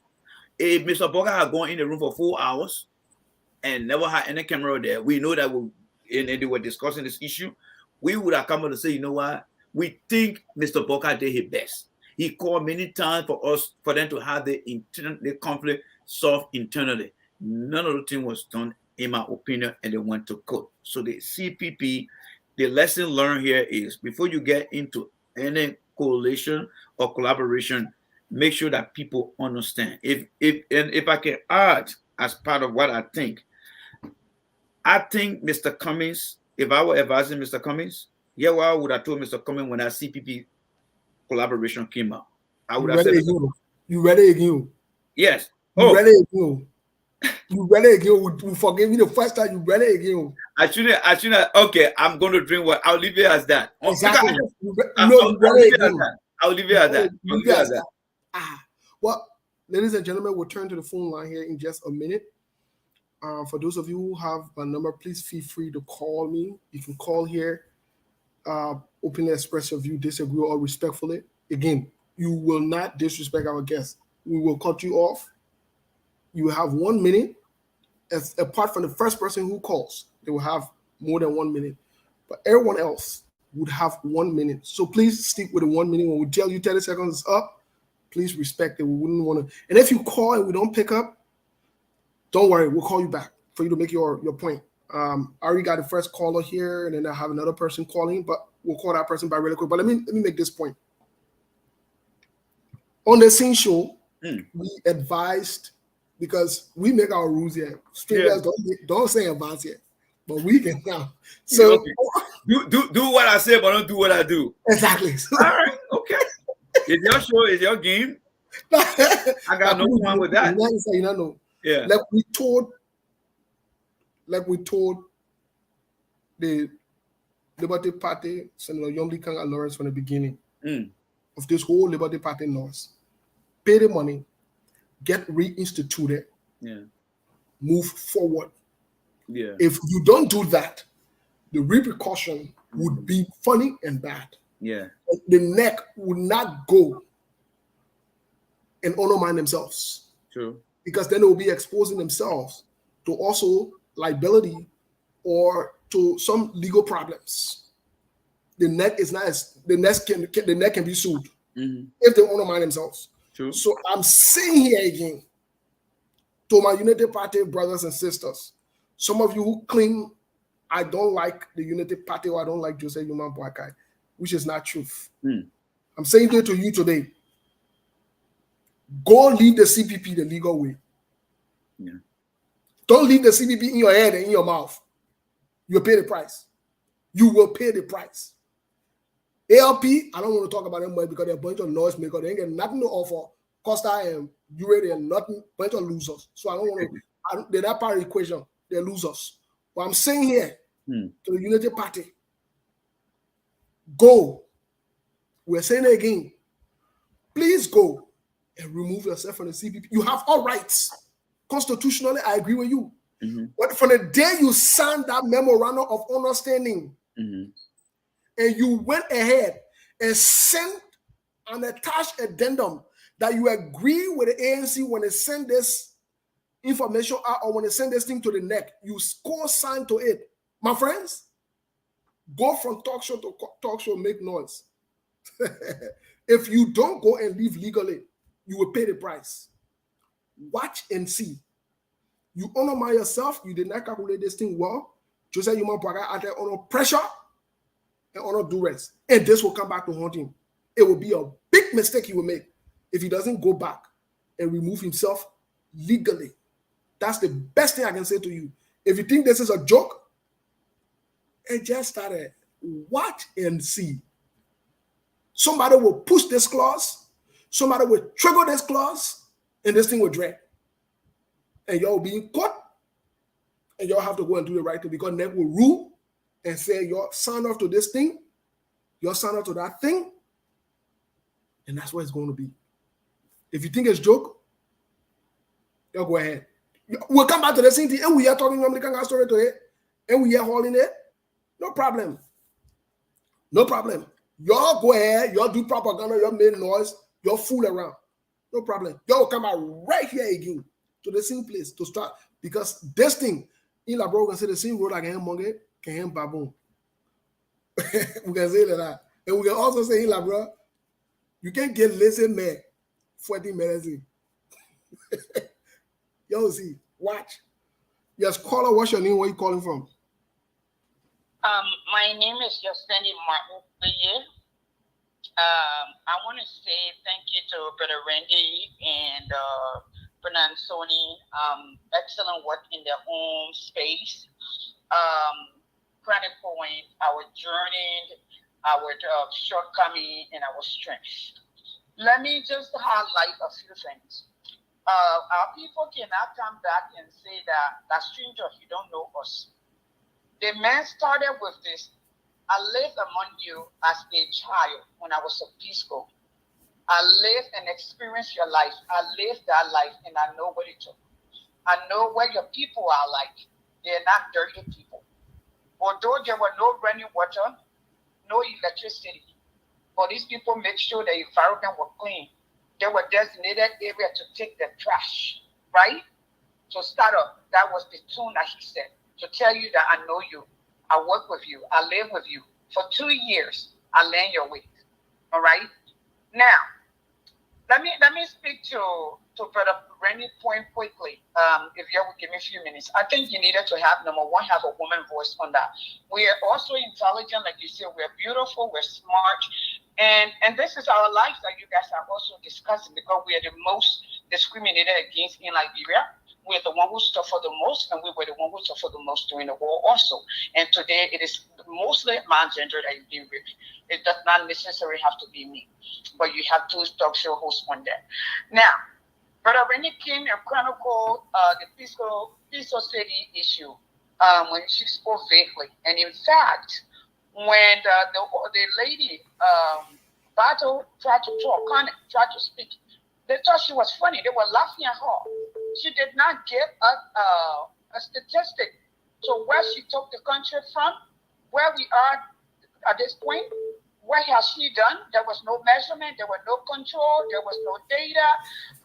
There was no mechanism as to how she's been fighting, what she intends to do in the future. Everything was where we were in Mananjati that I would just come and talk and it would shut up when they're done and things and we will go back as usual. Yes. Randy was also right and so they were right that things mechanism was not put in place. In fact, majority of the things that were there, people broke it down to fake them for their term, the duration of their term. For instance, the city mayor used to be elected. All right, we took down those barriers. We changed the constitution without reaching to our people to find out their thought of see. Here's what we did. We contacted the legislative. We gave them some brown bear bags, and they said, "Oh, the country don't have money." You got 1 more minute. You got 1 more minute because we got other calls. Okay, but then the thing is, I need to have my own terms. But let me say, I got 1 minute. Let me finish this. Let me go there. But I was talking about it. On the hydro, Liberia has the highest, the most expensive hydro in West Africa. Guess what? Guinea paid 400 million for 560 megawatts. Liberia paid 266 million for 88 megawatts for the Marcoffee. So the rest of the money, they divided it. So the average in the world is $24 per kilowatt. In Liberia, it's $490. How many people can, But you know what? I think it was the right for Jefferson Koji to respond, but to respond, process the information, understand the information, and respond diplomatically, but he did not. Two, the particular international community, they provided logistics. 2 years ago, they provided trucks, money, and everything. And so critical, the 9th international community that is stole from. Jefferson Koji was paying himself $50,000 a month until the international community came in. So I'm going to start there. 2 minutes is not enough to kind of chronicle to go over that. But I just wanted to add my. Hopefully we can have time. Hopefully we can have time to coordinate with your schedule to bring you on if you don't mind. I don't mind at all. All right. Just let me know. Thank you so Okay, much. bye. All right, thanks. Mhm. Well, J. Randy, let's get other callers here. Unfortunately, we could not accommodate her call for that long because we have other callers that have been calling. But this is an interesting tale. We've gone a 2-hour mark here. Hello. Yeah, caller, what's your name? Where you calling from, please? Yeah, hi, this is T from New Jersey. Yes, please go ahead, T. What's your point? Let's have you Yeah, here. okay. Two issues. First of all, you were talking about the garbage and the American ambassador, right? Yes. I kind of disagree with Jefferson Koji replying to him because the reply that Jefferson Koji gave is like in anger. You understand what I'm saying? And that's what I bring people should understand.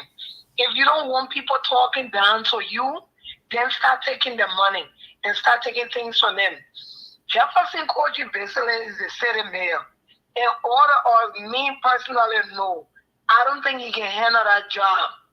Because if he could, people wouldn't be saying it. When they what's the man name from the EU came when the man said that, everybody was mad at him. Now another person saying it. So now they want to say, okay, I heard what answer they say, oh, how you slave people. I don't think that how they look at. And it's true, the man saying that people who in the village more cleaner than the people in the city. That's the thing. I don't think Jefferson Koji, me personally, don't think Jefferson Koji did that job. Okay? And it's on the job we can stop this that going on. Change him and put somebody there that can do it. And there's so many people in our country that can clean our country. They call them Zoko or whatever they call the children Zoko. But if you put the children in places and pay them at least a day labor job like the way they have it in America, where they put to Home Depot and things, have the people working maybe 3 days a week, do those things, pay the people. You will see how many people will go to do those jobs. Well, you cannot pocket the people money, and then at the same time you want it, or there's not enough money for us to clean up. So because they giving you enough money, so that means you shouldn't clean up your surrounding. But if you won't clean it up, that's why all these diseases are going on. So I disagree with Jefferson Koji answering the man with no solution. And about the CPP, I don't know Joseph Boyka, I don't know this man really because he really don't talk. For me, let the community do what he don't. Let the best person win. Let him continue to be in the race. And he goes, he wins to be it. If he don't, at least he tried. He came, he fought, and he conquered. So be it. But at the same time, I don't think he should dwell on the past. They plan to do what they did. The whole country in the ground. Maybe 1 or 2% you find not corrupt, but everybody corrupt. The man enjoying the CPP knowing that the people will do this stuff to him. He enjoying knowing it.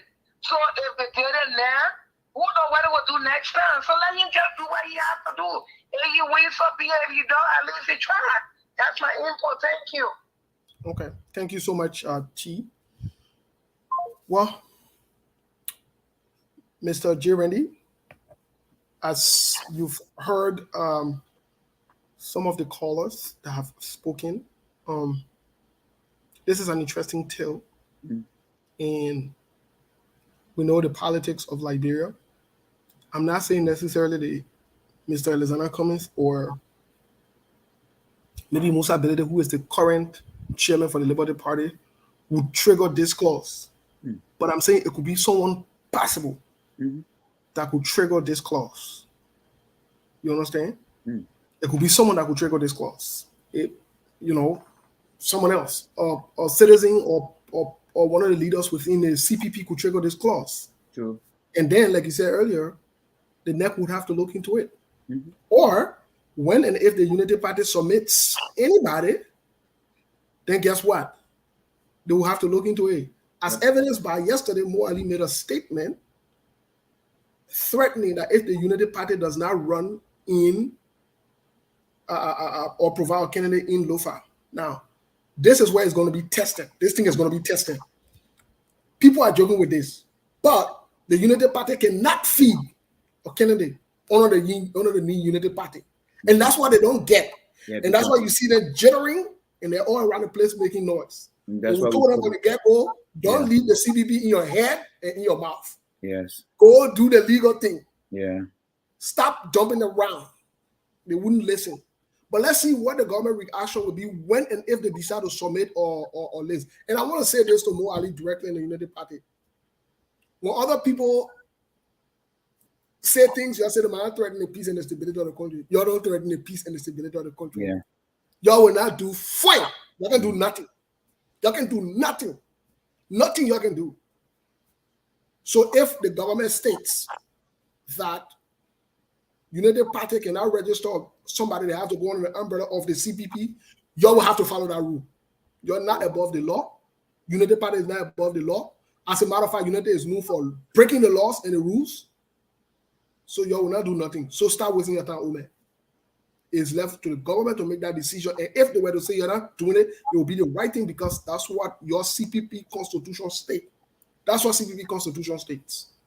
No one told you to go bring Brendan Samoka. You know Brendan Samoka have Walla behind you. Who told you they seen Brendan Samoka thing before? You're not listening again. They won't buy, you're trying.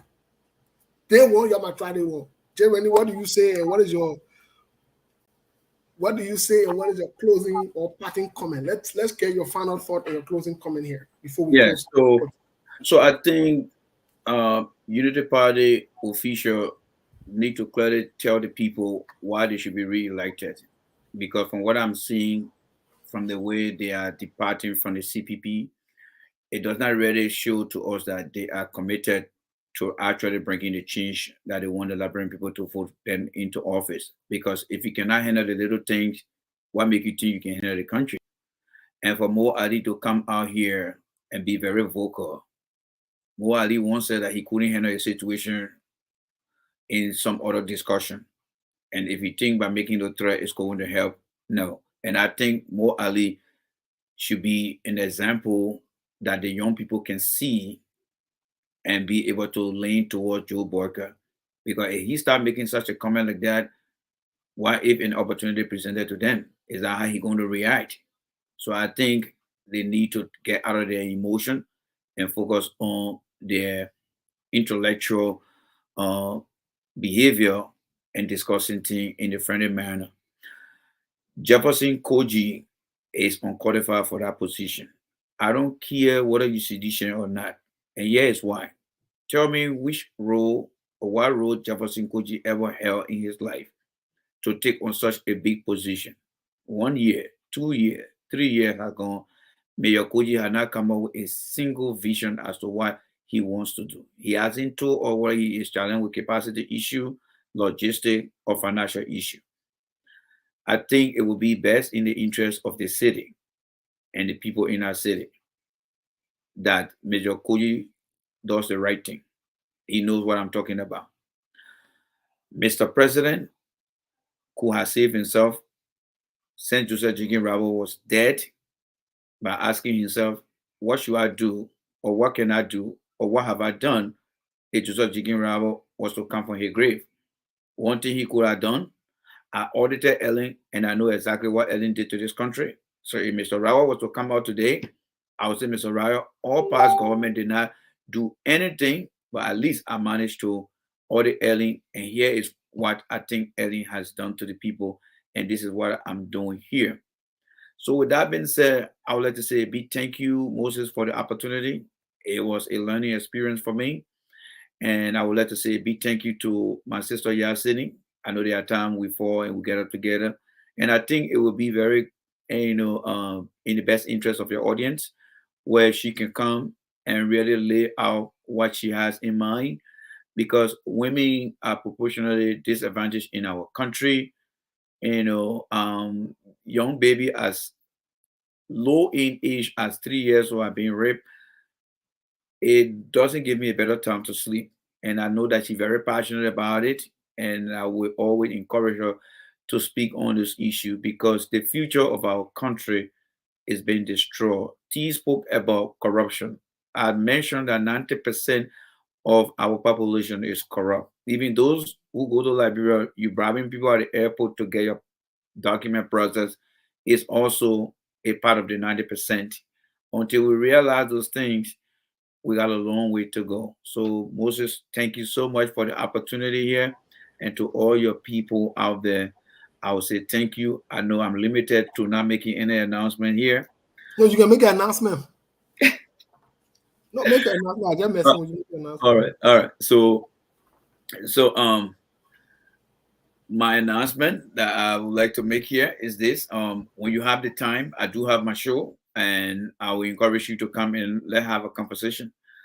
I'm not in support of any government right now. I'm just looking at my lesson learned, and I want to make sure that the next government or the next political party do not make any mistake. So when you have the time, just come in and see how I'm discussing my thing. But I would say when you come in, take your political party hat off and come and join me because I'm always straight to the target. All right. But again, Moses, thank you very much for the show. At least today I'm in my home and having the conversation. Normally it will be driving, but today I beat the traffic good and I came and I'm here. So thank you so much for the opportunity. And let me say big thank you to all your fans. I think they were great. I see all the comments here, whether it's negative, positive. Trust me, I focus more on the negative because the negative one will make me to be who I think I need to be. Not disrespect to the positive one because I know they already know what it's saying about me. So I also look at that as well. So thank you so much. And am I free to go now? Because I know I'm on your comment. Yes, you have options to go, but you can stay for to make the announcement and go together. It's up to you. How long do we have? Because I have to be out of here. No, you can go. Okay. So I'm watching you right here. So all right. Thank you, Jeremy. Thank you so much. Thanks for all you do. Yes, thank you. Bye. Bye to everyone. Appreciate your time. Well, that was Jay Randy. We want to thank all of you. Somebody keeps calling. Sorry, we're not taking any more calls. We're very sorry. You can make your contribution next time we're on, either on Saturday or on Sunday. We're very sorry.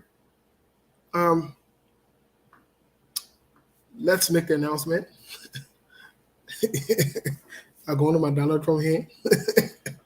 Let's make the announcements. So on Friday, tomorrow, we'll be here at 6 p.m. Eastern Time. I know the time has changed on other sides, Midwest, East Coast, and other places. It hasn't changed in Arizona. We'll still stick with the 6 p.m. Eastern Time. We'll be on here for mental health and wellness. Tomorrow we are talking about inferiority. We're talking about inferiority tomorrow. Please be on. As always, no politics. We'll encourage you to invite people. Tomorrow we'll talk about the ages between 5 or let's say 6 to 12 years old. We'll talk about how people transition from being a quiet child from that age group when they go to school and other places, just a tip of the iceberg, to become a bully. How some of these children can also be victims of bullying, and it can make them to have self-esteem problems. They can feel inferior.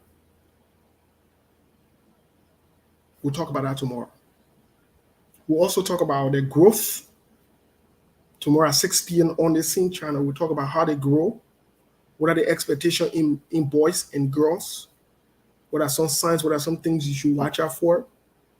And also we'll talk about how it contributes to how these school psychologists, counselor, and other people from the school, when they refer these children because they're hype, whether that boy or girl, especially the boys, and they say they won't put them on medication, and you start worrying, you start going to the church, and you all start fasting and praying. That's a waste of time. We'll tell you what are some of the things you need to do and how you need to go about it. We'll talk about it tomorrow. So we encourage you to be on here tomorrow for mental health and wellness. I think it would be very interesting for you to know. You will have to understand. And some of you, in a conversation tomorrow, you will also see yourself, how you transition from being a good girl or that good boy to being a bully today. And you will look back at your life. What are some of the things that happen? Because some of these things, we need to trace them back You will also see, we'll also talk about the importance of how some people from high school, they were bullied, they were victims, and they've transitioned now into being perpetrators at this stage of their lives. These are important things that we have to lay out, the foundations, before we get into the important things. Because if you don't understand the history of some of these things, how they originated, why you act the way you act, and why certain people act the way they act, even when we start to talk about them, you will not get it. So it's good to follow the pattern. So tomorrow is very interesting. We'll talk about industry and inferiority. We'll talk about it. That's the fourth stage. You'll understand how people can become industrial, why some people choose to become inferior. You also see tomorrow, also we'll talk about the importance of why some people get money, some people get fame, some people get all the attention in the world, but they still have inferiority complex. We'll tell you what inferiority complex is. You will see some of the signs and symptoms, and maybe you identify in some of your people there around you. But either ways, we'll be on tomorrow, and we'll have these conversations. And as you know, we will not shy away from the conversation. We'll talk about some of these things.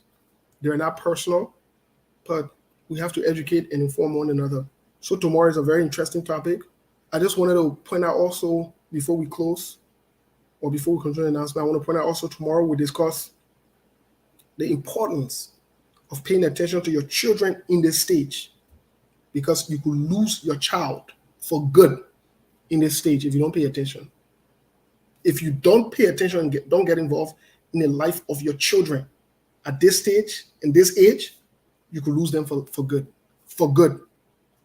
So a lot of things will be talked about tomorrow.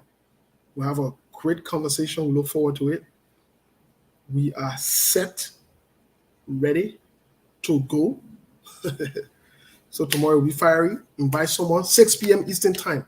Mental health and wellness. The topic would be industrial versus inferiority. You will get to understand the difference. You will get to know how to play roles in our lives and what we do. But also Saturday we'll be back on here to talk national issues. Sunday we'll be back on here to talk national issues as well. I know some of you have been asking for telco and so forth. Telco has been very, very, very busy. So you can find time to speak with me or write on Facebook. Yes, we have spoken. We do speak. She's been busy, but she'll be back very soon. All of you who got crush on telco, she coming by here. I don't see all my men in it. She'll feel because telco now here, and ain't no problem, gentlemen. Your crush will come by, and ain't no problem. All the men that today say I saw my Bob Bill casting, all the other men, I don't see the men for a long time. Benjamin Jonathan, they're not here today. All the men that let telco be there. And none of them are even paid direct to me. None of them are drop something on me and say, my man, put tough for me to eat chicken. Let's one thing here for you. None of them. But we watching y'all. So when you're ready to pay the direct, we take it. That one I say who in charge, I mean in charge. That means the direct contact, the direct link. Just hit me up. We'll discuss, at least you can get on payment plan, be paying small thing. We'll still work with you. While we're putting stuff for you, we're putting stuff for you and putting good words. Can we collect this small thing? For those of you who are interested in telco, but on a real note, Saturday and Sunday will be here. We'll have this conversation. Don't forget tomorrow, 6 p.m. Eastern Time. But telco, why are you laughing? Why are you laughing? I'm recruiting. Why you? And when I get my money, fast, I'm not sharing with you, just so you know. I'm not getting you for it, just so you know. But on some serious note, though, we'll be here tomorrow.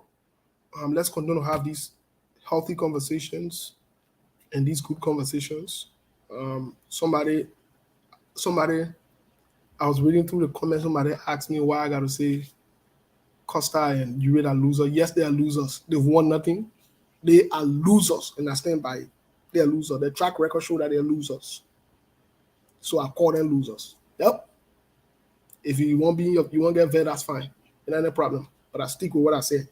And I'm responsible for what I said. But tomorrow we'll be on.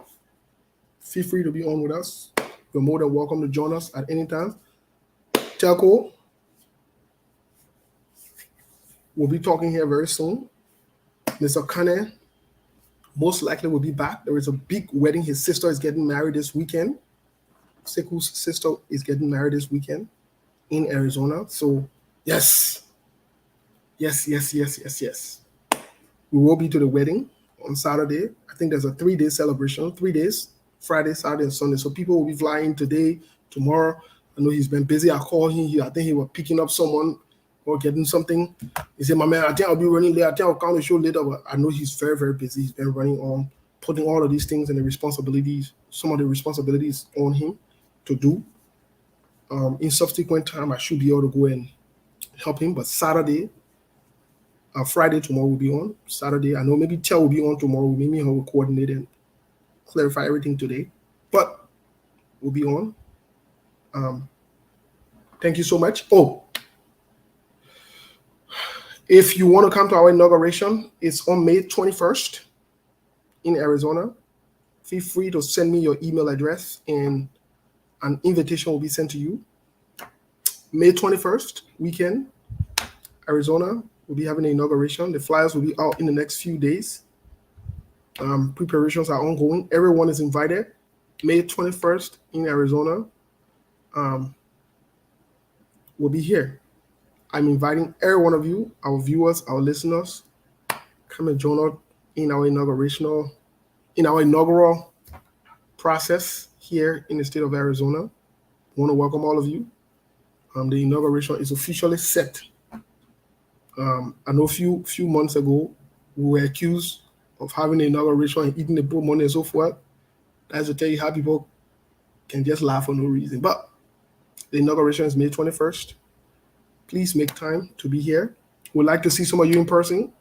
Some of you could come and see me in person too. Some of you think, somebody told me last day, I'm tough. I said, no, I'm not tough. You know me. Behind closed door, I'm very quiet. I'm very cool. I'm laid back. I think no one can tell you because me and her, when I hang out more than one time, so she knows. Even though she can give me a hard time, but she knows. She can shout me, she can get veil me. Well, but she can tell me what to do, and I can say do it. So, but she will tell you, I won't say tell because me and tell not hang out. Me and tell not hang out before you always say tell backing for me. Somebody say you send ticket to no, I send what they are sending ticket for. What the purpose of you making a sacrifice? I would send invitation and send ticket. You see your life. But yes, on some real, thank you so much. Let's have a good week, rest of the week as we get into the weekend. Be safe, stay out of trouble. I know there will be a lot of people here. We've invited some people. Stay out of trouble and let's enjoy ourselves. Let's be safe. We will no copyright to this song. I am going to find a friend. So y'all have a good afternoon. Bye for now.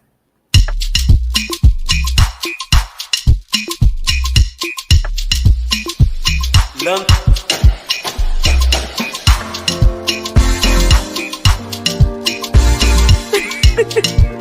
Yeah, it's Find a friend like me. If you not want betrayal, find a friend like me. Find a